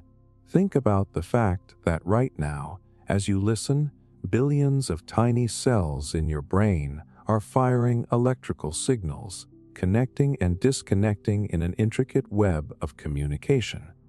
From the outside, it's invisible, silent, almost unnoticeable. But inside your skull, there is a living forest of neurons branching, linking, and forming patterns as complex as galaxies. The brain doesn't just store thoughts, it creates a living network, a design of connections that mirrors the deepest codes of nature. The shock comes when you realize how similar these neural networks are to patterns we see elsewhere. Under a microscope, the branching of neurons looks remarkably like the branching of trees, rivers, or lightning. The pathways of electrical signals resemble the flow of energy across ecosystems, or even the large-scale filaments of galaxies stretching through the universe. The brain, the most intimate part of human experience, carries the same fractal and repeating structures we see in the natural world. It is as if nature repeats its designs across scales, from the cosmic to the cellular, and the patterns are not random. Neurons form networks based on efficiency. The brain wires itself to minimize energy while maximizing communication, creating small, world networks where local clusters handle detail and long-range connections tie everything together. This balance of order and randomness is not unique to the brain. It is the same principle behind efficient river basins, ant colonies, and even the internet. The brain's architecture is a living example of nature's recurring logic: connect efficiently, conserve energy, and sustain communication across scales. Validation comes from the way these patterns shape thought, memory, and creativity. Neuroscientists have found that the brain's fractal, like wiring, allows it to shift between focused states and expansive, associative states. That is why you can concentrate on solving a math problem one moment, then suddenly leap to a creative idea the next. The structure of neural networks supports both precision and imagination, and this duality, order and flexibility, is exactly what we see in natural systems that survive over time. Trees grow with repeating patterns but adapt to storms. Rivers follow fractal paths but shift course when necessary. The brain is built with the same balance. Psychologically, this resonates deeply. Humans are pattern-seeking creatures, and perhaps it's because our own minds are built from patterns. Every thought, memory, and emotion arises from repeating electrical signals dancing across networks. When we recognize spirals, symmetry, or fractals in nature, it may feel meaningful because those very same structures are embedded inside us. The brain is not separate from nature. It is one of its most advanced reflections. Consider how learning itself depends on pattern. When neurons fire together repeatedly, they strengthen their connection, a principle famously summed up as cells that fire together, wire together. Over time, those strengthened pathways form habits, skills, and knowledge. Your ability to play an instrument, ride a bike, or recall a memory is literally a pattern etched into the structure of your brain. Thought is not abstract. It is physical, structural, and patterned, carved into the living web of neurons. The symbolism here is powerful. Neural networks are both deeply personal and universally familiar. They represent how humans think, but they also mirror the broader codes of life and the cosmos. When you look at a neuron branching, it is hard not to see the echo of lightning splitting the sky or rivers dividing across a continent. Nature is telling us something. The principles of connectivity, efficiency, and resilience are universal.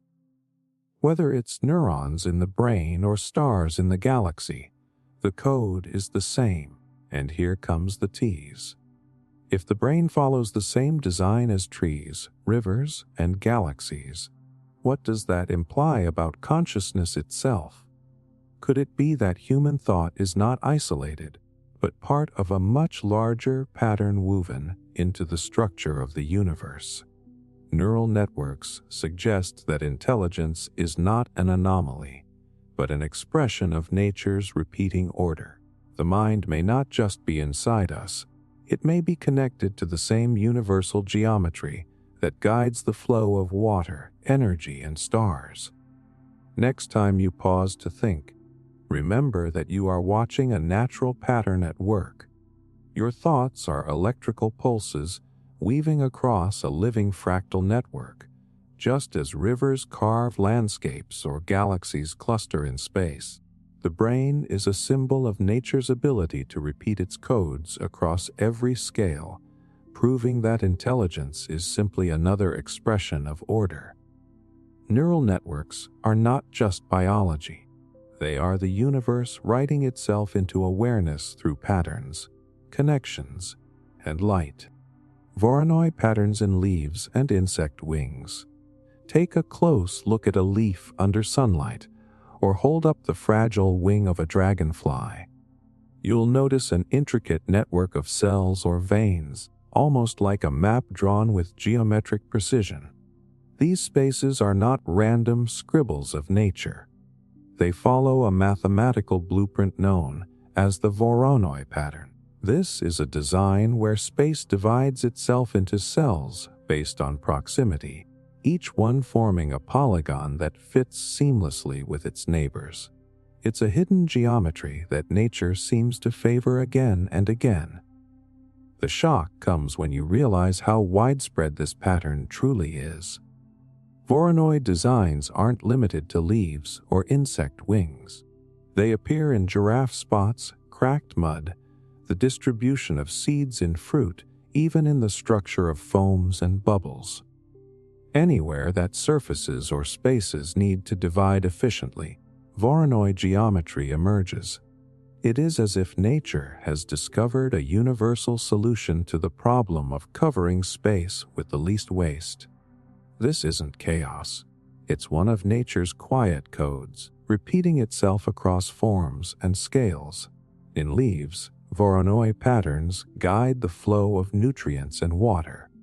The veins form boundaries that minimize distance, ensuring every part of the leaf gets what it needs with maximum efficiency. In insect wings, the geometry provides both strength and flexibility. The cells are arranged so the wing can withstand pressure and turbulence, yet remain light enough for flight. What might look like decorative mosaics are in fact survival blueprints, refined through millions of years of evolution. Validation comes in how humans instinctively recognize and use these patterns. Architects mimic Voronoi structures when designing skylights, facades, or urban layouts because they naturally balance strength, lightness, and beauty. Engineers apply the same geometry to build strong yet lightweight materials. Even in digital design, algorithms use Voronoi logic to simulate natural textures, generate terrains, or optimize networks. We find the pattern not only visually appealing, but also endlessly practical, because it mirrors solutions nature has already perfected. Psychologically, Voronoi patterns resonate because they combine order with organic imperfection. No two cells are exactly alike, yet together they form a harmonious whole. This balance between unity and variation is something our minds find deeply satisfying. It feels alive, dynamic, and real, unlike perfect grids or rigid lines. Maybe that's why stained glass windows, mosaics, and even modern graphic designs often echo this style. They connect us to a pattern that feels ancient and universal. And the symbolism is powerful. Voronoi patterns are about boundaries and connection, individuality within a system. Each cell defines its own space, yet none exist in isolation. They fit together to complete the larger design. In that sense, a leaf or a wing is more than a surface. It becomes a metaphor for communities, ecosystems, and even human societies. Every individual occupies a unique space, but the whole structure only works when those spaces fit together. Biologically, these patterns show up because nature seeks efficiency, dividing space into cells with minimal overlap, and maximum coverage saves energy, distributes resources evenly, and provides resilience against stress. A dragonfly's wing can break in one place yet still hold its shape because the Voronoi divisions localize the damage. A leaf can suffer a tear yet continue to function because its network is decentralized. The geometry ensures survival through balance and distribution. And here comes the tease. If Voronoi patterns appear in leaves, wings, animal markings, bubbles, and even human-made designs, then perhaps this geometry is not just useful. It might be a fundamental principle of how the universe organizes itself. What if galaxies, cells, and even human networks follow similar divisions of space? Could Voronoi geometry be one of nature's hidden signatures, a quiet but universal rule written into everything from the microscopic to the cosmic? Next time you notice the veins of a leaf or the shimmer of an insect wing, pause to see the deeper story. You are not just looking at a plant or a creature. You are looking at geometry in action, a living mosaic of survival, beauty, and mathematics woven into form. Voronoi patterns remind us that nature does not separate art from function. It solves problems with elegance, creating designs that are efficient, resilient, and breathtakingly beautiful all at once. Chaos theory in weather systems. Think about the last time you checked the forecast and saw clear skies predicted, only to be caught later in a downpour. Or maybe you've watched a storm build out of nowhere, rolling across the horizon with a force that feels both random and inevitable. Weather often feels unpredictable, almost like nature is teasing us with its power. But beneath that unpredictability lies something deeper, a set of hidden rules and patterns that scientists call chaos theory. The shock is this: weather is not random at all. It follows deterministic laws, meaning that every gust of wind, every raindrop, every storm unfolds from physical principles like pressure, temperature, and motion. But here's the twist. The system is so sensitive to initial conditions that even the tiniest difference, a shift in temperature smaller than a fraction of a degree, a puff of wind barely measurable, can lead to drastically different outcomes. This is the famous butterfly effect, the idea that a butterfly flapping its wings in one part of the world could, through a chain of amplifying events, influence the formation of a tornado somewhere else. Weather systems sit at the edge of order and disorder, perfectly demonstrating chaos in motion. If you've ever wondered why forecasts rarely extend accurately beyond about 10 days, this is why. Our models aren't wrong because we don't understand weather. They're limited because chaos magnifies small uncertainties into massive shifts over time. It's like watching ripples spread across a pond, but instead of fading out, they keep amplifying until they reshape the entire surface. Chaos theory doesn't mean weather is lawless. It means it obeys laws that produce patterns so sensitive and intricate that they appear unpredictable to us.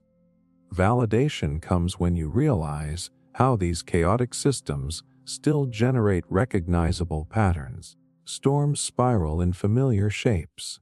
Hurricanes follow recurring seasonal cycles. Jet streams snake across the planet in repeating but never identical paths.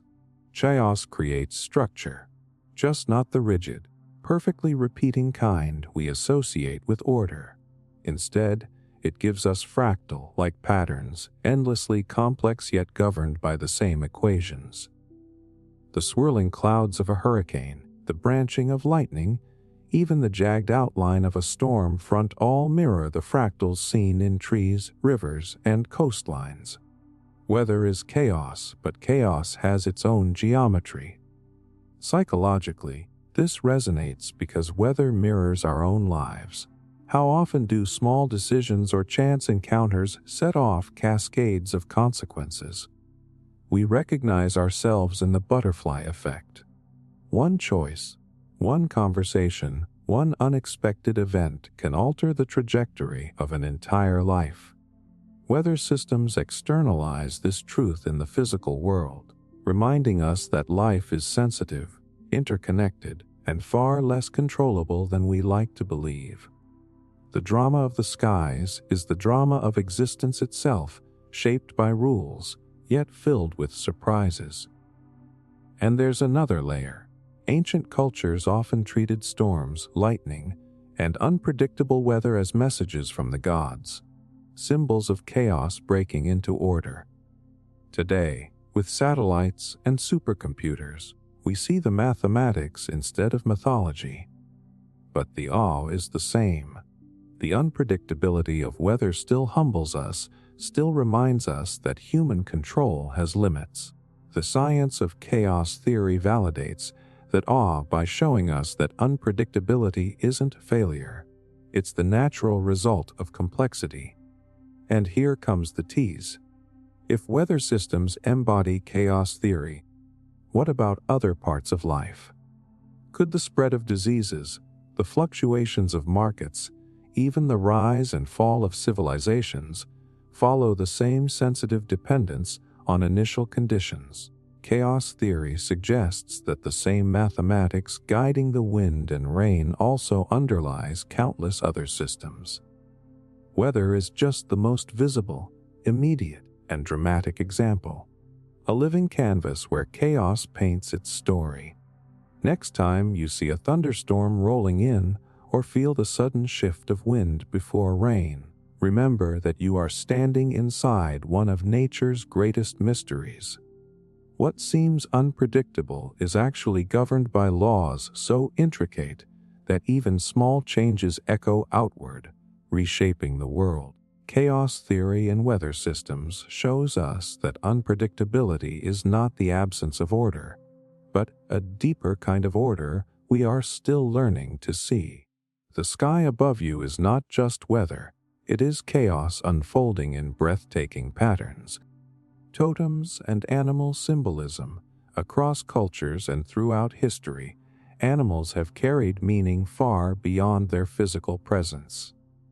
A bear is not just a bear, an eagle is not just a bird, and a serpent is never only a reptile. Humans have long looked at animals and seen reflections of power, wisdom, danger, and mystery. Totems and animal symbolism are not arbitrary inventions. They are part of an ancient system where nature speaks through living creatures, and humans respond with awe and interpretation. The shock comes when you realize just how universal this practice is. From Native American traditions to African tribes, from Celtic mythology to Hindu scriptures, animals consistently show up as carriers of sacred meaning. An owl becomes a symbol of wisdom and prophecy. A lion stands for courage, a snake for transformation, and a butterfly for rebirth. What's fascinating is that these associations appear across cultures that had no contact with one another. Why would civilizations separated by oceans give the eagle such similar symbolic weight, often connecting it to vision, freedom, and divine authority. It suggests that humans are tapping into something more primal, something encoded in how we perceive animals and the qualities they embody. And these symbols are not just abstract ideas. In many traditions, animals are seen as spiritual guides, totems that mirror aspects of the self or provide lessons about life. For Native American peoples, a totem animal is not chosen at random. It emerges through vision quests, dreams, or repeated encounters, believed to reveal truths about a person's character or destiny. In Australian Aboriginal traditions, totems link individuals and clans to the land, the cosmos, and the stories of creation. These aren't just stories, they are lived experiences where animals connect humans to both the natural and the spiritual world. Validation comes when we look at psychology. Carl Jung spoke of archetypes, universal symbols that live in the collective unconscious of humanity. Many animal symbols align directly with these archetypes. A wolf may symbolize the wild, untamed shadow of human nature, while a dove represents peace and purity. The reason these symbols feel powerful is because they are not simply cultural. They emerge from deep layers of the human mind, shaped by millennia of living alongside animals, observing their behavior, and mapping their qualities onto our own struggles and aspirations. And let's not forget the practical roots of these symbols. A bear really is strong and resilient, surviving harsh winters through hibernation. An eagle truly does soar higher than most birds, its vision piercing and unmatched. A snake sheds its skin, making transformation an obvious metaphor. Human storytelling has always built from observation. What begins as survival knowledge, respecting the power of predators, noticing the patterns of migration, admiring endurance, evolves into symbolism, ritual, and myth. In that sense, animal totems are nature's lessons translated into human language. Psychologically, we still respond to these symbols today, even if we don't call them totems. Sports teams, nations, and companies adopt animal emblems to represent strength, speed, cunning, or endurance. People get tattoos of wolves, tigers, or ravens, feeling a sense of identification with what those creatures represent. When someone calls themselves a lone wolf or describes another as a snake, they're drawing from the same symbolic language that ancient cultures used. The patterns endure because they resonate with how we instinctively perceive life. And here comes the tease. If animals across cultures consistently hold symbolic meaning, then what does that say about the hidden codes we assign to nature? Are these merely human projections, or is there something deeper? Something about animals themselves that carries archetypal energy. Totems remind us that symbolism may not be an invention, but a recognition, a way of reading the world as alive with meaning. Next time you encounter an animal in the wild, or even in a dream, pause to notice what you feel. That crow on the fence, that fox darting across a road, that butterfly landing on your shoulder. They are more than random encounters. They are symbols layered with history, psychology, and spiritual resonance. Totems and animal symbolism remind us that nature has always spoken to humanity in a language of metaphor and meaning. Whether you see them as archetypes of the mind or messengers from the spirit world, animals have been our guides, protectors, and storytellers since the beginning. They are living symbols, patterns of survival and transformation written not just in myth, but in the pulse of everyday life. Totems and animal symbolism. Across cultures and throughout history, animals have carried meaning far beyond their physical presence. A bear is not just a bear, an eagle is not just a bird, and a serpent is never only a reptile. Humans have long looked at animals and seen reflections of power, wisdom, danger, and mystery. Totems and animal symbolism are not arbitrary inventions.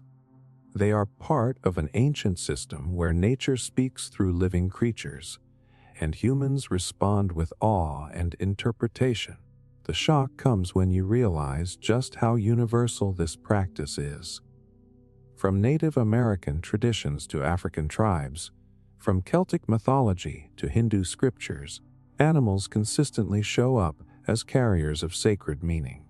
An owl becomes a symbol of wisdom and prophecy. A lion stands for courage, a snake for transformation, and a butterfly for rebirth.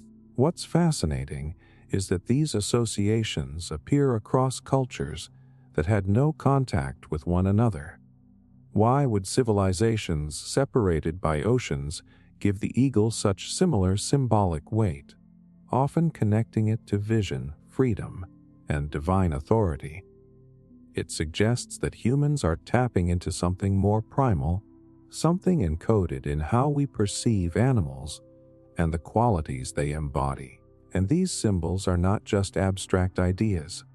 In many traditions, animals are seen as spiritual guides, totems that mirror aspects of the self or provide lessons about life. For Native American peoples, a totem animal is not chosen at random. It emerges through vision quests, dreams, or repeated encounters, believed to reveal truths about a person's character or destiny. In Australian Aboriginal traditions, totems link individuals and clans to the land, the cosmos, and the stories of creation. These aren't just stories, they are lived experiences where animals connect humans to both the natural and the spiritual world. Validation comes when we look at psychology. Carl Jung spoke of archetypes, universal symbols that live in the collective unconscious of humanity. Many animal symbols align directly with these archetypes. A wolf may symbolize the wild, untamed shadow of human nature, while a dove represents peace and purity. The reason these symbols feel powerful is because they are not simply cultural. They emerge from deep layers of the human mind, shaped by millennia of living alongside animals, observing their behavior, and mapping their qualities onto our own struggles and aspirations. And let's not forget the practical roots of these symbols. A bear really is strong and resilient, surviving harsh winters through hibernation. An eagle truly does soar higher than most birds, its vision piercing and unmatched. A snake sheds its skin, making transformation an obvious metaphor. Human storytelling has always built from observation. What begins as survival knowledge, respecting the power of predators, noticing the patterns of migration, admiring endurance, evolves into symbolism, ritual, and myth. In that sense, animal totems are nature's lessons translated into human language. Psychologically, we still respond to these symbols today, even if we don't call them totems. Sports teams, nations, and companies adopt animal emblems to represent strength, speed, cunning, or endurance. People get tattoos of wolves, tigers, or ravens, feeling a sense of identification with what those creatures represent. When someone calls themselves a lone wolf or describes another as a snake, they're drawing from the same symbolic language that ancient cultures used. The patterns endure because they resonate with how we instinctively perceive life. And here comes the tease. If animals across cultures consistently hold symbolic meaning, then what does that say about the hidden codes we assign to nature? Are these merely human projections, or is there something deeper? Something about animals themselves that carries archetypal energy? Totems remind us that symbolism may not be an invention, but a recognition, a way of reading the world as alive with meaning. Next time you encounter an animal in the wild or even in a dream, pause to notice what you feel. That crow on the fence, that fox darting across a road, that butterfly landing on your shoulder. They are more than random encounters. They are symbols layered with history, psychology, and spiritual resonance. Totems and animal symbolism remind us that nature has always spoken to humanity in a language of metaphor and meaning. Whether you see them as archetypes of the mind or messengers from the spirit world, animals have been our guides, protectors, and storytellers since the beginning. They are living symbols, patterns of survival and transformation written not just in myth, but in the pulse of everyday life. Lunar cycles and symbolic patterns. Look at the moon for just a moment. It doesn't shine with its own light. It reflects, it changes, it disappears, and it returns. To most of us today, it's just a backdrop in the night sky, but for almost every culture in human history, the moon was more than a glowing sphere. Its repeating cycles, waxing, waning, full, and new, became one of humanity's first clocks and one of our deepest sources of symbolism.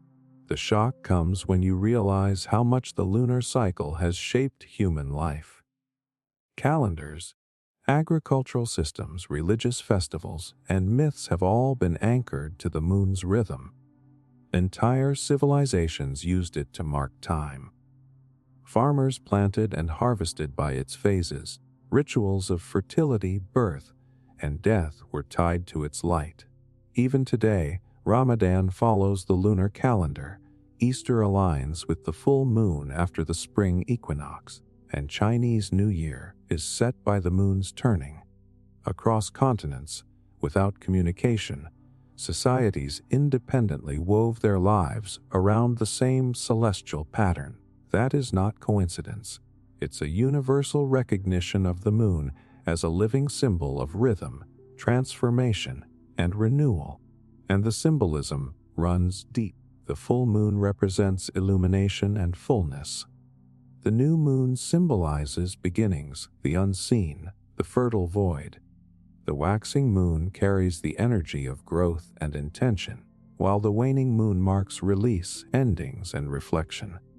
These phases became metaphors for the human journey. We grow, we shine, we diminish, and we begin again. The cycle of the moon became a mirror of human life, a reminder that nothing stays fixed, that change itself is the constant. Validation comes when we consider psychology. Humans are naturally attuned to cycles. Our bodies respond to circadian rhythms, our emotions rise and fall in patterns, and our creativity often moves in phases of inspiration and rest. The lunar cycle provided early humans with a tangible symbol of this truth. Seeing the moon vanish and then reappear reassured them that endings are never absolute, that light always returns after darkness. Even today, many people track their goals or habits by the moon, aligning themselves with its phases, as if sensing with a natural rhythm restores balance to modern chaos. And science doesn't erase the symbolism. It enhances it. The moon's gravitational pull drives the tides, shifting the oceans in a pattern of ebb and flow that shapes ecosystems around the globe. Just as the moon's phases influence human rituals, its physical presence literally sculpts life on Earth. It stabilizes the planet's tilt, creates seasons, and provides a rhythm that countless species rely on. Sea turtles hatch during specific lunar phases. Corals release their eggs in synchronization with full moons, and nocturnal animals adjust their behavior depending on how much light the moon provides. Symbolism and biology converge in the same cycles. Psychologically, humans find comfort in this pattern because it reassures us that life's transformations are not random. They are cyclical. A loss, a pause, a darkness. It isn't permanent, Just as the moon renews itself, so do we. That's why poets, mystics, and storytellers across history have turned to lunar imagery. The moon became a metaphor for resilience, for feminine energy, for the hidden subconscious. It represents the parts of life that change quietly but profoundly, shaping us in ways we don't always notice until we step back and see the full cycle. The symbolism also extends to duality. The sun blazes with steady presence, but the moon changes, reminding us that not all power is constant. Sometimes power comes from shifting, adapting, and embracing phases. The moon teaches patience, teaching us that illumination is a process, not a permanent state. It is a cosmic symbol of impermanence, yet also of eternal return. And here comes the tease. If the moon's cycles are this deeply tied to human psychology, culture, and biology, what other celestial rhythms might we be unconsciously tuned to? Do planetary alignments, solar cycles, or galactic movements influence us in ways we've barely begun to grasp? The lunar cycle may just be the most visible reminder that we are connected to the cosmos not only by gravity, but by rhythm, meaning, and story. Next time you glance at the moon, whether it's full and radiant or just a sliver of light, remember that you are looking at more than a rock reflecting sunlight. You are witnessing one of nature's most ancient symbols, a pattern of death and rebirth, fullness and emptiness, loss and renewal. The lunar cycle is a story written across the sky, reminding us that life is not linear, but circular, and that every ending carries the seed of a new beginning. Protein folding and molecular patterns. Inside every living cell, a quiet miracle is happening all the time. Proteins, those tiny molecular machines that build, repair, and regulate your body, begin as simple chains of amino acids, but they don't stay as loose strings. In the blink of an eye, they twist, fold, and collapse into precise three-dimensional shapes. Those shapes determine whether you can see, think, move, or even breathe.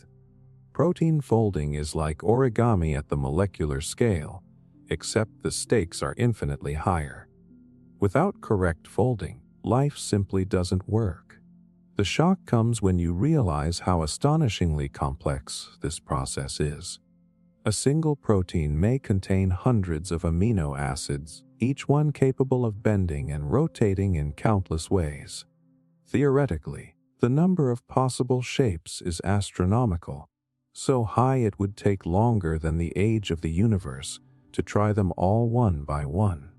Yet in reality, proteins fold into their correct structures in milliseconds. Somehow, nature solves this impossible puzzle instantly and repeatedly inside every cell, every second of your life. That is the code of protein folding. Hidden rules that guide matter from chaos into precise form. And when folding goes wrong, the results are devastating. Misfolded proteins are linked to diseases like Alzheimer's, Parkinson's, and cystic fibrosis. A tiny mistake in shape can mean the difference between health and breakdown. This is why scientists call protein folding one of the central mysteries of biology. How does nature achieve such perfection so quickly, and why do even small errors lead to catastrophic consequences? It is both a triumph of design and a reminder of life's fragility. Validation comes from the patterns themselves. Proteins don't fold randomly. They follow recurring motifs. Spirals called alpha helices and sheets called beta strands appear again and again, forming stable building blocks of structure. These repeating motifs are like molecular patterns, as if nature keeps returning to familiar shapes that are strong, efficient, and reliable. The same spirals and sheets appear in everything from the hemoglobin carrying oxygen in your blood to the enzymes breaking down your food. Life builds itself from a limited alphabet of shapes, endlessly recombined to create diversity. And here's where it gets fascinating. These patterns are fractal-like. Small folding rules at the molecular level lead to complex and functional structures at the larger level. A protein's fold determines how it interacts with other molecules, which in turn influences tissues, organs, and ultimately the behavior of an entire organism. The tiniest patterns ripple upward into the grand architecture of life itself. Protein folding is the bridge between chemistry and biology, between lifeless atoms and living systems. Psychologically, this resonates because we instinctively understand the power of form. Just as the shape of a key determines which lock it can open, the shape of a protein determines its role in the body. The symbolism is profound. Form creates function. A string becomes a machine only when it folds correctly, just as raw potential in human life only becomes meaningful when shaped by experience, choices, and growth. Folding is transformation. Chaos collapsing into order, potential becoming reality. And in recent years, technology has pulled back the curtain on this mystery. Artificial intelligence programs, most famously AlphaFold, have learned to predict protein structures with stunning accuracy. In a sense, machines are beginning to decode the folding patterns that nature has been solving effortlessly for billions of years. This breakthrough doesn't just help scientists understand disease. It may unlock new medicines, materials, and even bioengineered systems. We are starting to read nature's molecular language. Yet, even with these advances, protein folding remains humbling. It shows us that life's order arises not from chance but from deeply embedded patterns. The way amino acids interact, hydrogen bonds, hydrophobic effects, electrostatic charges, creates a landscape that guides the chain into its correct form. It's not magic, but it feels magical, because the outcome is so precise, so functional, and so essential. Protein folding is proof that, at the molecular level, nature is a master of design. And here comes the tease.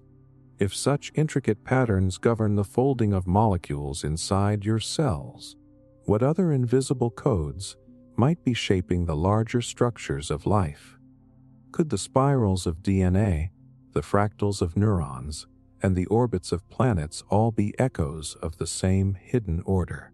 Protein folding suggests that complexity itself might be a universal pattern, one that repeats from the smallest scales to the largest. Next time you hear the word protein, don't just think of diet or muscle. Think of chains folding into perfect forms, millions of times per second, inside your own body. Think of the hidden origami of life, turning simple strings into machines of breathtaking precision. Protein folding is a molecular dance, a pattern of survival written in geometry and motion. It is the invisible art that keeps you alive, proof that life itself is a story told in folds and forms, sound waves and resonance in nature. Close your eyes for a moment and listen. Maybe you hear birds outside, the hum of traffic, or even just the steady rhythm of your own breath. Sound surrounds us constantly, yet most of the time we don't notice how powerful it really is. Beneath the noise, there is order, waves, vibrations, and resonance shaping the world in ways both visible and invisible. Nature is not silent. It sings in patterns, and those patterns are written in sound. The shock comes when you realize how deeply sound influences the natural world. Elephants use infrasound, vibrations too low for the human ear, to communicate miles across savannas. Whales send songs through entire oceans, their resonance carrying vast distances. Even trees respond to vibrations with roots that grow differently when exposed to certain frequencies. And then there's the mind-blowing field of cymatics, where sound waves create geometric patterns in sand, water, or dust. When sound vibrates through matter, shapes appear. Circles, spirals, mandalas, as if the universe itself is sketching with frequency. These are not random accidents. They are the fingerprints of resonance, and resonance itself is extraordinary. It's what happens when one vibration amplifies another, creating harmony and power. You've seen it in a singer shattering glass with the right note, or a bridge swaying dangerously when wind matches its natural frequency. In nature, resonance is everywhere. Crickets chirp in sync, frogs croak in unison, and fireflies even flash together as if following an unseen rhythm. Sound waves are not just communication. They are coordination, creating collective order from individual chaos. Validation comes when we connect sound to the human experience. Our bodies are built for resonance. The rhythm of a heartbeat, the vibration of vocal cords, the tuning of the inner ear, all are examples of wave patterns sustaining life. Music taps into this directly. A single chord can move us to tears, a rhythm can make us dance, and a chant can induce trance. Why? Because resonance synchronizes brain waves, heartbeats, even breathing. Science has shown that sound alters physiology. Certain frequencies can reduce stress, improve focus, and even promote healing. The body itself is an instrument tuned to the patterns of sound. And it goes deeper. Cultures across history have recognized the symbolic power of resonance. In Hinduism, the sound of Om is believed to be the vibration of the universe itself.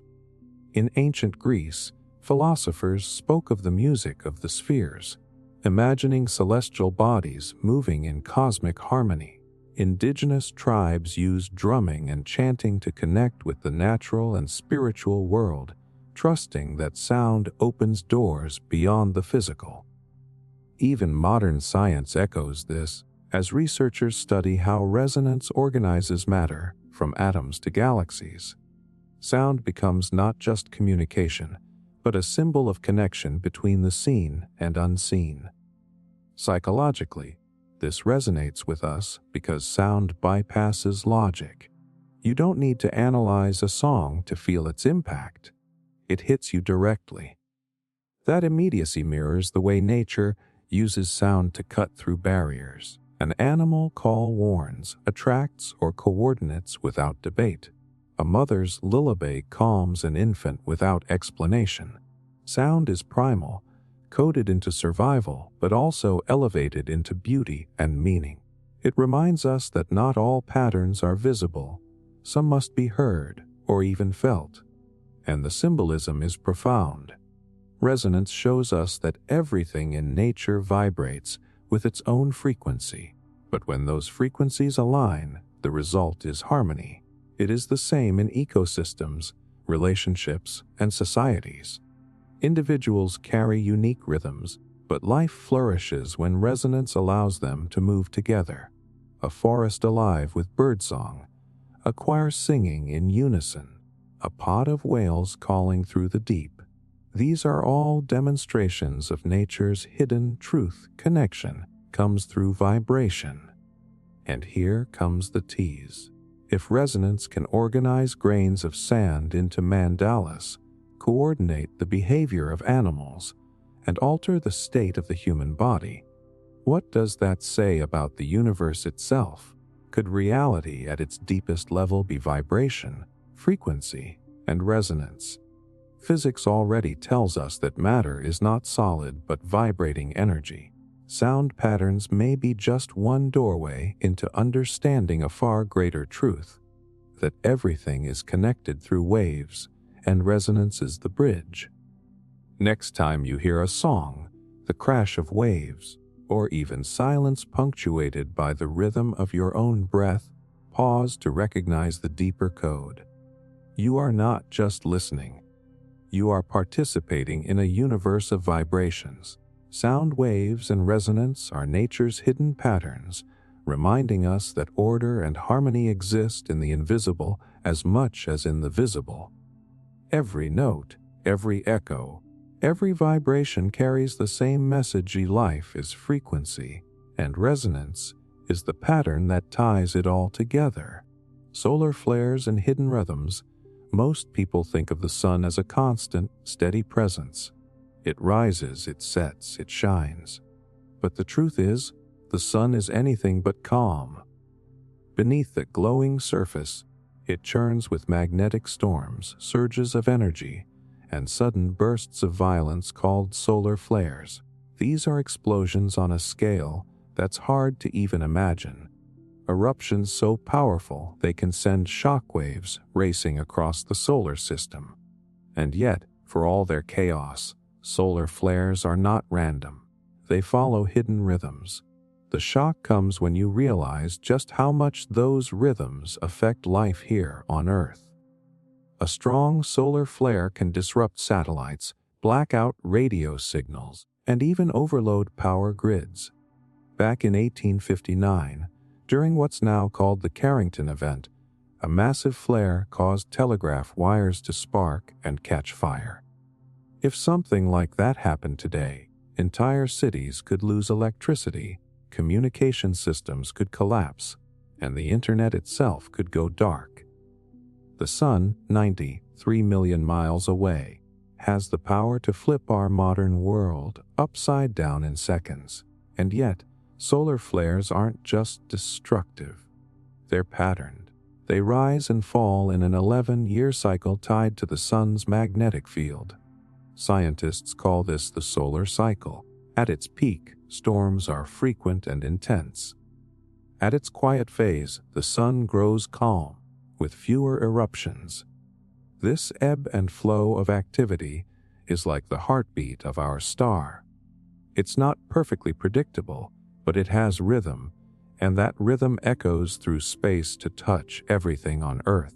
Validation comes when you consider how deeply humans have always looked to the sun for meaning. Ancient cultures didn't know about plasma or magnetic fields, but they felt the rhythms anyway. They tracked solar movements, built calendars around them, and connected solar activity to cycles of planting, harvesting, and worship. To them, the sun wasn't just a ball of fire. It was a living force with moods, seasons, and signs. Today, science confirms what they intuited: the sun's hidden rhythms are real, and they shape both the physical and symbolic world. Think of how resonance works in nature. Just as the moon's cycle influences tides and biology, the sun's cycle affects climate, weather, and even the auroras that dance across polar skies.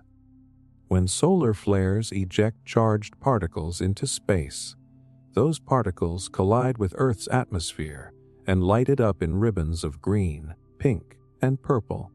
The northern lights are not random beauty. They are the visible signature of the sun's hidden pulse. Even in its fury, the sun paints with patterns. Psychologically, the symbolism of solar flares resonates with us because they embody the duality of creation and destruction. The same star that nurtures life also threatens it. The same cycles that bring warmth and light also unleash storms that remind us of our fragility. Solar flares are a cosmic metaphor for human life itself. Our bursts of energy, our peaks of passion, our sudden collapses, and our quiet recoveries. Just as the sun cycles between chaos and calm, so do we. And here's something even more curious. Researchers have studied correlations between solar activity and human behavior. Some data suggest that peaks in solar storms may influence mood, sleep, and even patterns of collective unrest. It's not fully understood, but it raises a profound possibility. Maybe the rhythms of our star ripple through us more deeply than we realize. Maybe we are not only shaped by Earth's environment, but by the hidden pulse of the cosmos itself. The symbolism is clear.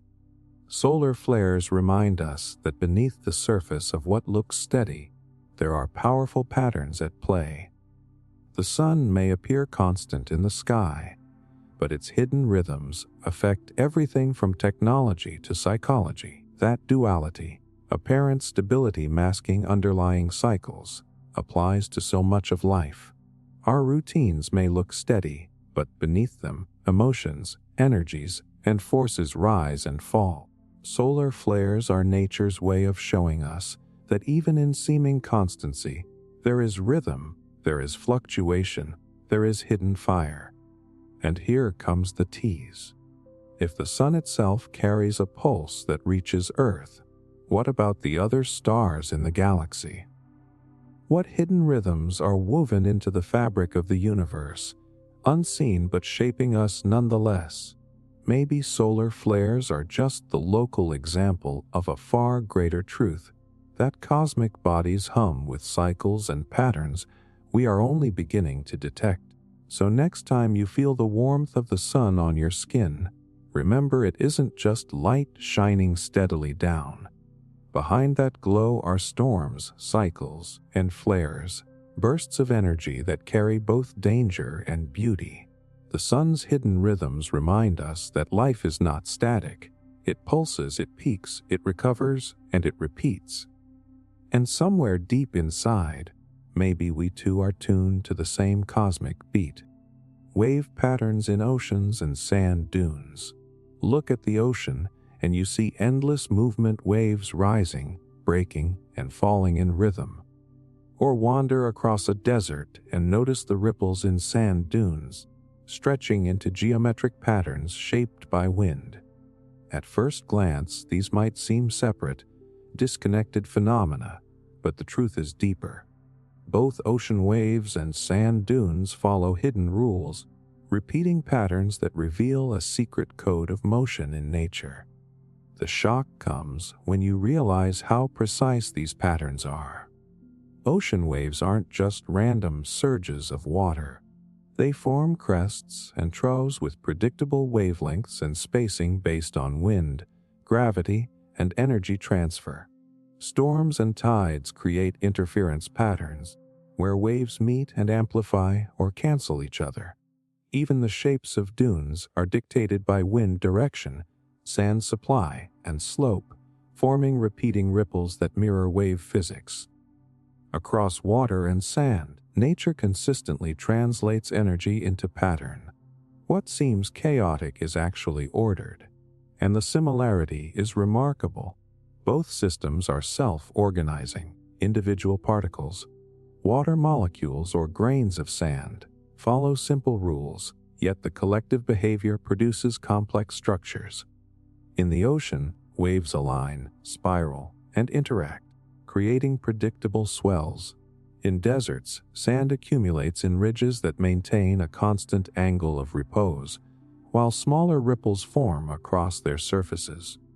Fractal geometry emerges in both cases, repeating structures within larger structures, reflecting a universal principle of pattern formation.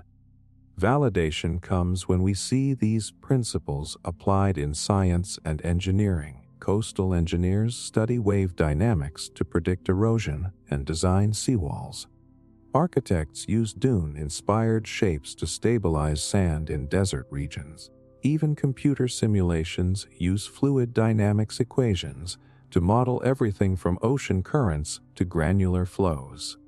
Nature has already optimized these patterns through millions of years of trial and error, and humans are only beginning to replicate them with our tools. Waves and dunes are not just aesthetic. They are solutions to complex physical problems. Psychologically, wave patterns resonate because they are deeply familiar and soothing. The ebb and flow of the ocean mirrors the rise and fall of our own breath. The repetition of ripples and ridges creates a sense of order within movement. Our brains are wired to detect patterns, and waves provide a perfect combination of predictability and variety. They remind us that even in systems that appear dynamic or chaotic, order is always present beneath the surface, and the symbolism is profound. Waves and dunes are physical metaphors for time, change, and persistence. The ocean reshapes coastlines continuously yet consistently, while dunes migrate slowly, responding to wind and gravity. Both remind us that life is a series of movements, energy flows, obstacles shift, and forms emerge from constant interaction. Like waves crashing on the shore, moments pass, leaving impressions, patterns, and ripples that influence what comes next. Even more fascinating is how waves interact across scales. Small ripples combine into swells, and swells combine into tides and currents.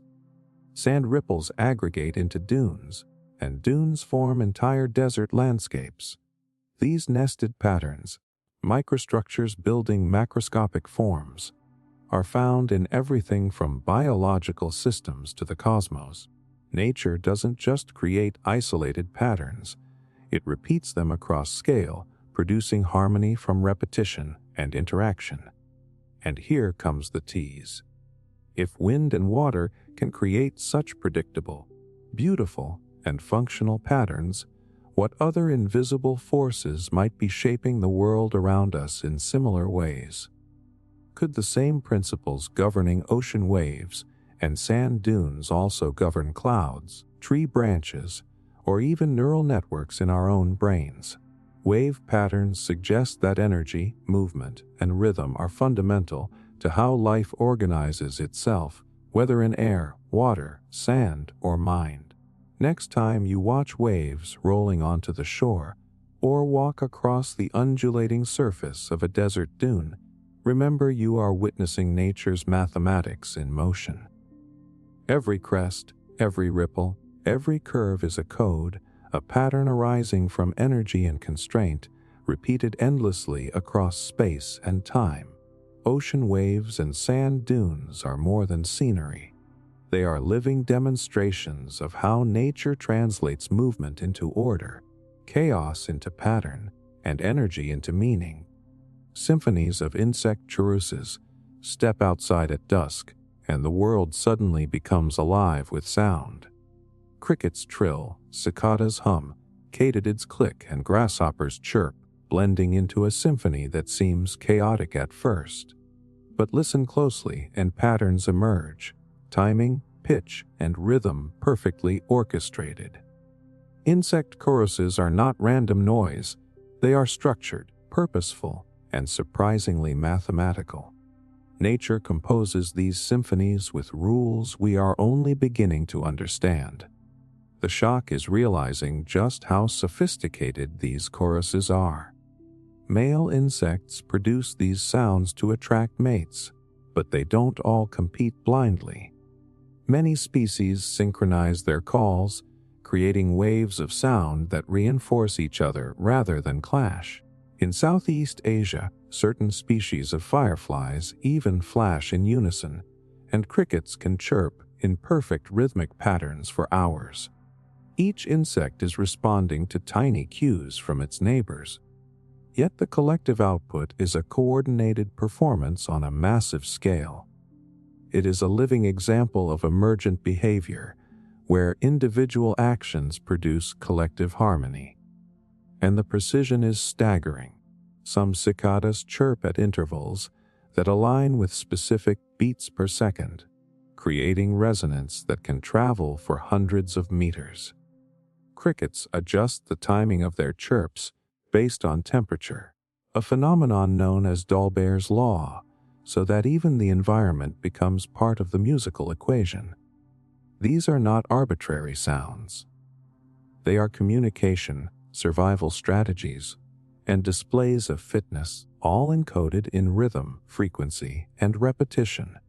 Every trill carries information.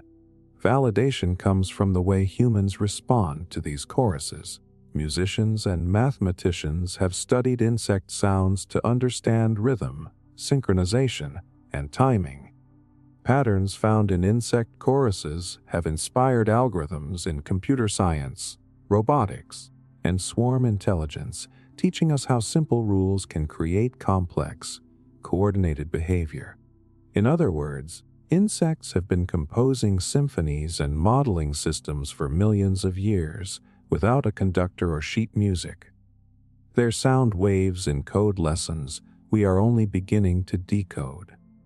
Psychologically, these choruses resonate because they speak directly to our primal instincts. Sound has always been a survival tool, alerting us to danger, signaling food sources, or guiding social behavior. The insect orchestra taps into that deep-seated awareness. We recognize patterns, respond to timing, and unconsciously synchronize ourselves with rhythm. That is why a quiet summer night suddenly feels alive, immersive, even meditative.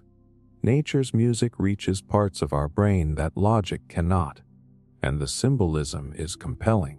Insect choruses are about communication, cooperation, and timing. Each individual is small, almost invisible, yet collectively they create an effect that dominates the environment.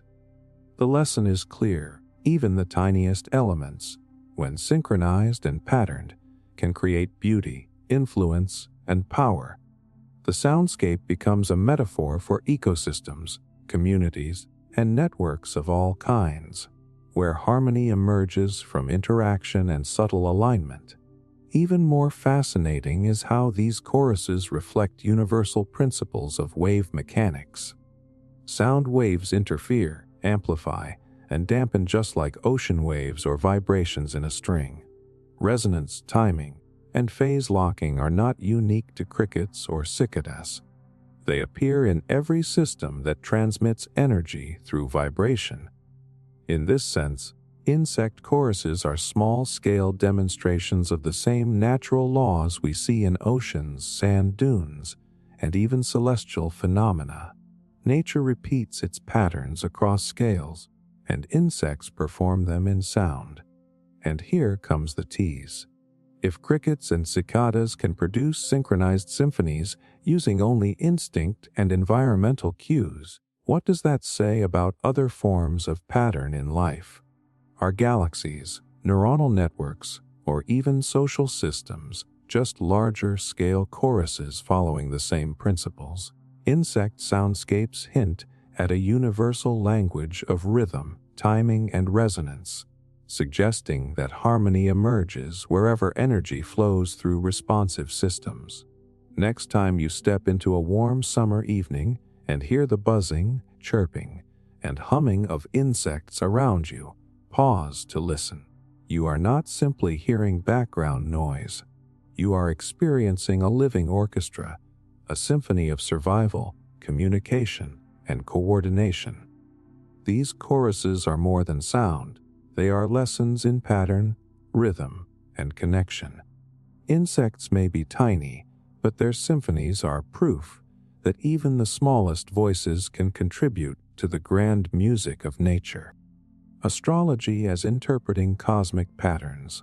Look up at the night sky, and you see stars scattered across darkness, planets slowly moving along invisible paths, and the moon tracing its predictable arc. For most of us today, these are distant lights, interesting but mostly decorative. But for thousands of years, humans have read these celestial patterns as a map, an interconnected system that reflects life on Earth. Astrology is not just superstition. It is one of humanity's earliest attempts to decode cosmic patterns and find meaning in the vastness above. The shock comes when you realize how sophisticated ancient astrologers were. They didn't just randomly assign traits to planets or constellations. They tracked cycles, recorded correlations, and noted alignments with precision over centuries.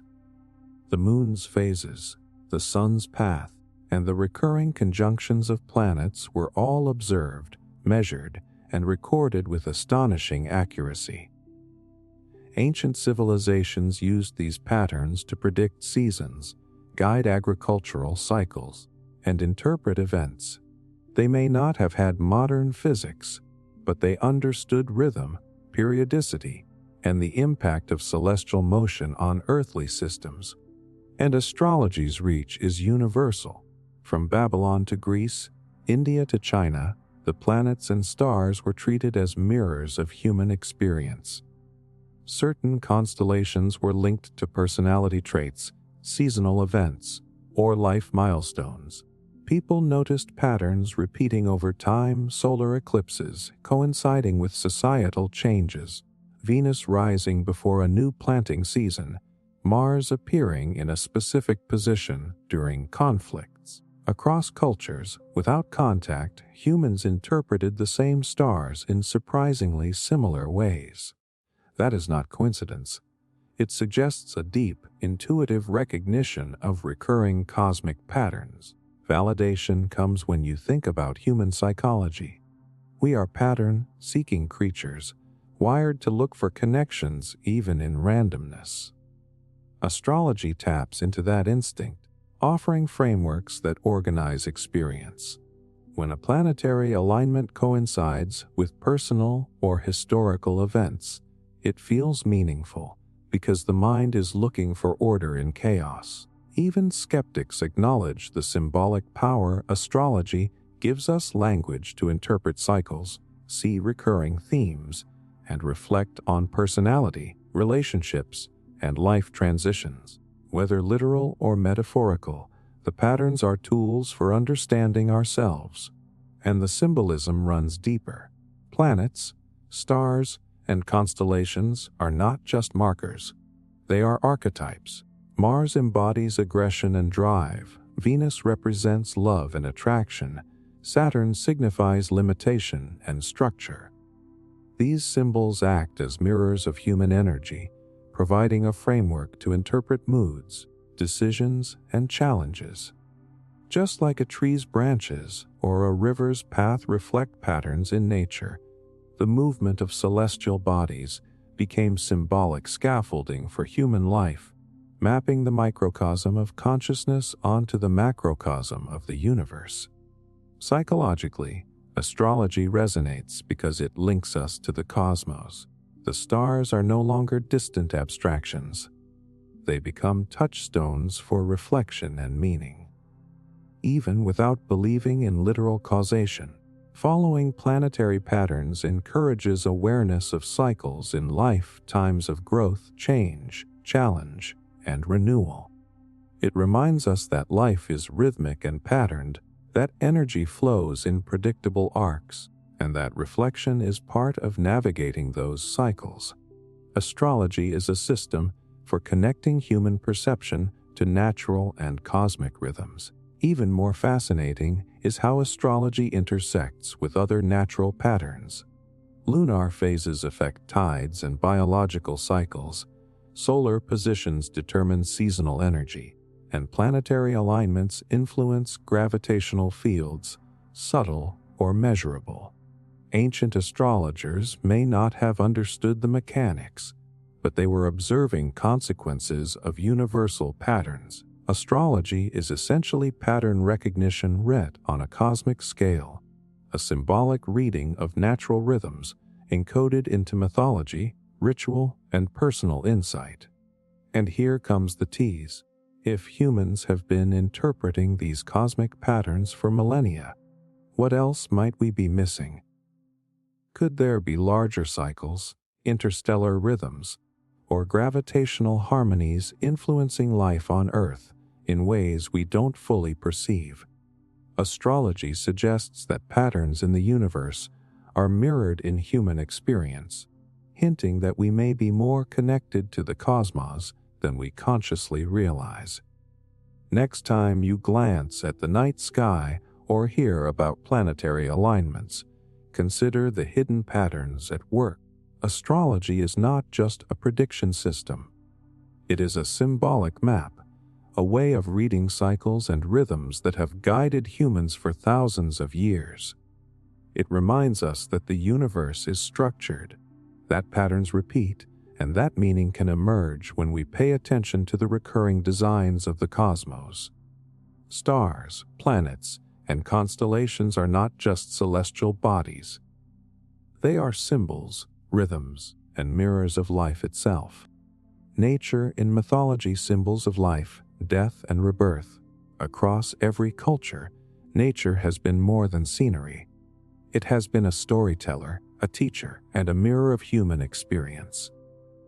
Trees, rivers, mountains, animals, and the sun and moon all appear in myths as symbols of life, death, and rebirth. These symbols are not just fanciful tales. They encode observations about the cycles of the natural world and the rhythms of human existence. The shock comes when you realize how universal these motifs are. From the Egyptian myth of Osiris rising from death, to the Celtic green man representing seasonal renewal, to the Hindu cycle of creation and destruction, nature is repeatedly cast as a stage for transformation. Civilizations separated by thousands of miles and decades of time independently arrived at similar metaphors: the dying and regrowing plant, the rising sun, the flowing river as a symbol of life's continuity. This repetition hints at something profound. Humans instinctively recognized patterns in nature and projected them into stories to understand the mystery of existence. Validation emerges when we consider the natural cycles behind these myths. Trees lose leaves and grow them back, rivers flood and recede, seasons change with predictable regularity. Life, death, and rebirth are not abstract concepts.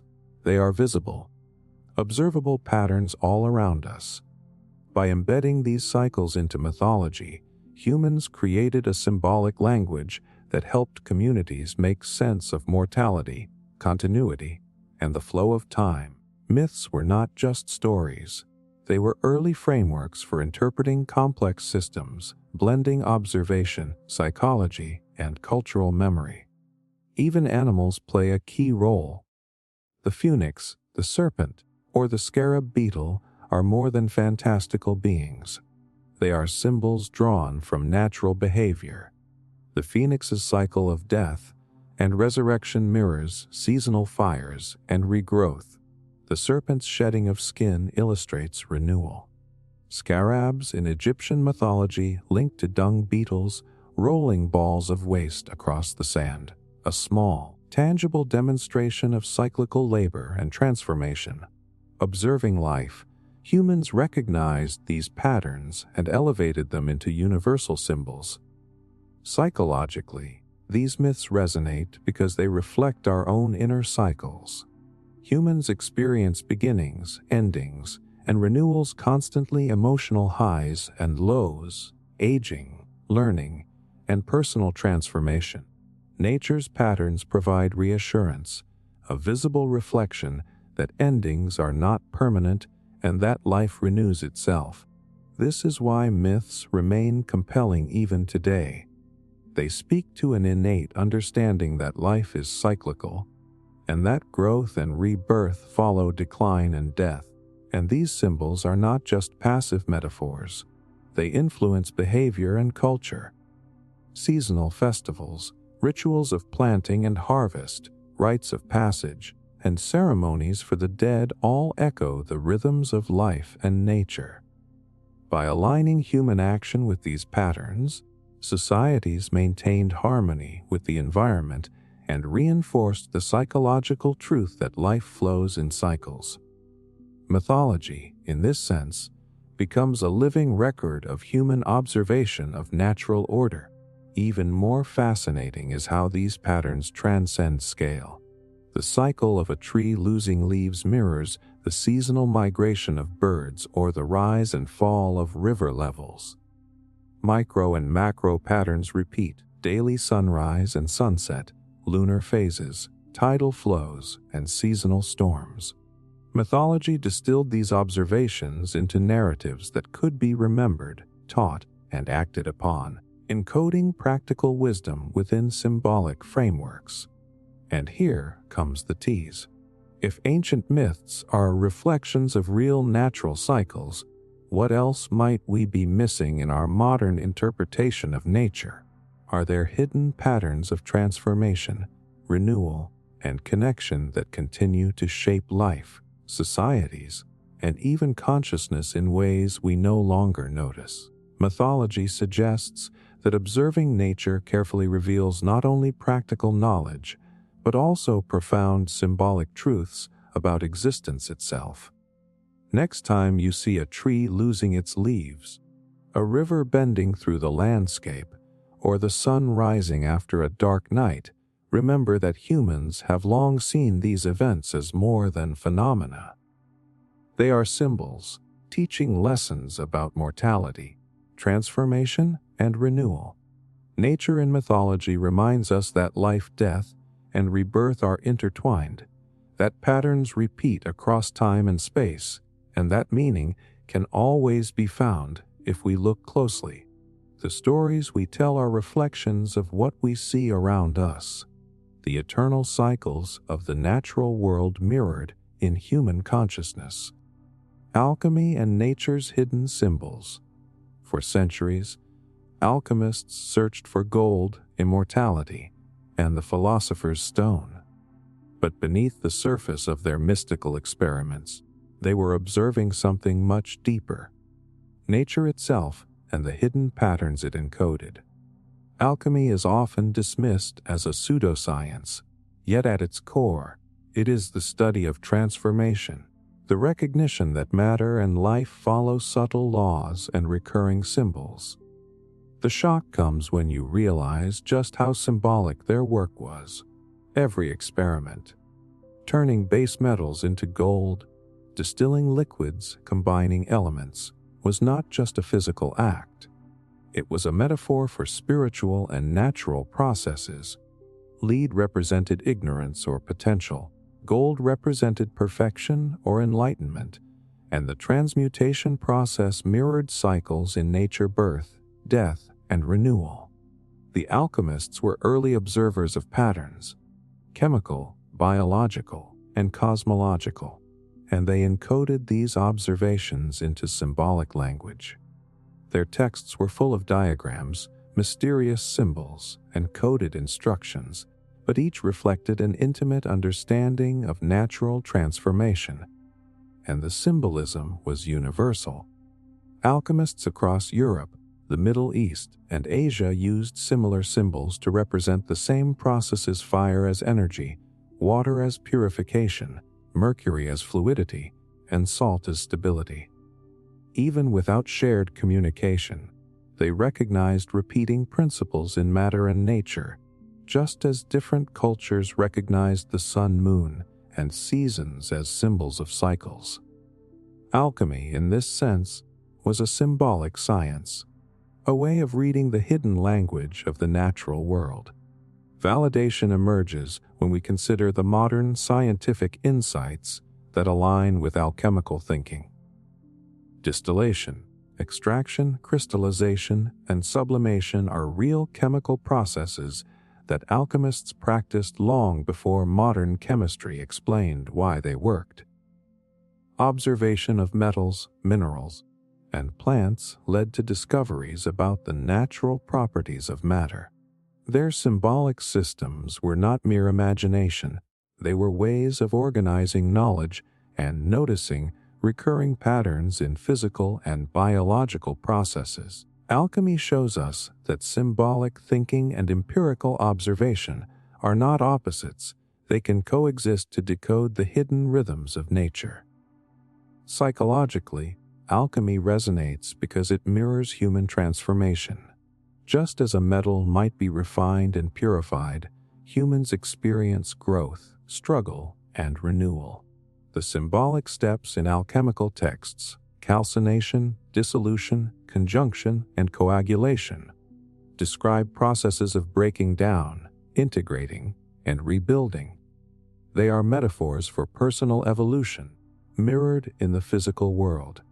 Alchemy's symbols teach that transformation is a universal principle present in the microcosm of matter and the macrocosm of life, and nature itself is full of alchemical patterns. Think of the changing seasons: decay and renewal, dormancy and bloom. Think of the cycle of water evaporation, condensation, precipitation. Think of cellular processes: molecules folding, reacting, and transforming. Alchemists encoded these observations into metaphors, understanding intuitively that change is constant and that patterns repeat at every scale. The natural world is a laboratory, a canvas, and a book of symbols waiting to be read. Even more fascinating is how alchemical symbolism extends to cosmology. Planets, stars, and celestial cycles were mapped onto the same symbolic system. Mercury, Venus, Mars, Saturn, Jupiter, and the Sun represented both physical substances and spiritual principles, linking matter on Earth to the movements of the heavens. This holistic view echoes what modern systems theory tells us. The universe is interconnected, and patterns repeat from the smallest scales to the largest. Alchemy was a precursor to seeing the world as a web of recurring symbols and cycles. And here comes the tease. If alchemists were interpreting the hidden symbols of matter, life, and the cosmos, what other secrets might the natural world hold that we have yet to decode? Could there be subtle energies, recurring geometric forms, or vibrational patterns that guide the processes of transformation we only partially understand? Alchemy suggests that nature is written in a language of symbols and cycles, waiting for those willing to observe carefully and think deeply. Next time you see leaves decomposing and nourishing the soil, metals reacting, or water evaporating into clouds, remember that these are not just processes. They are part of a larger pattern of transformation. Alchemy teaches that matter, life, and consciousness are intertwined, that cycles of death and rebirth, dissolution and renewal are universal, and that hidden symbols can reveal the underlying order of the natural world. Nature itself is the true philosopher's stone, transmuting the ordinary into the extraordinary through endless, invisible patterns.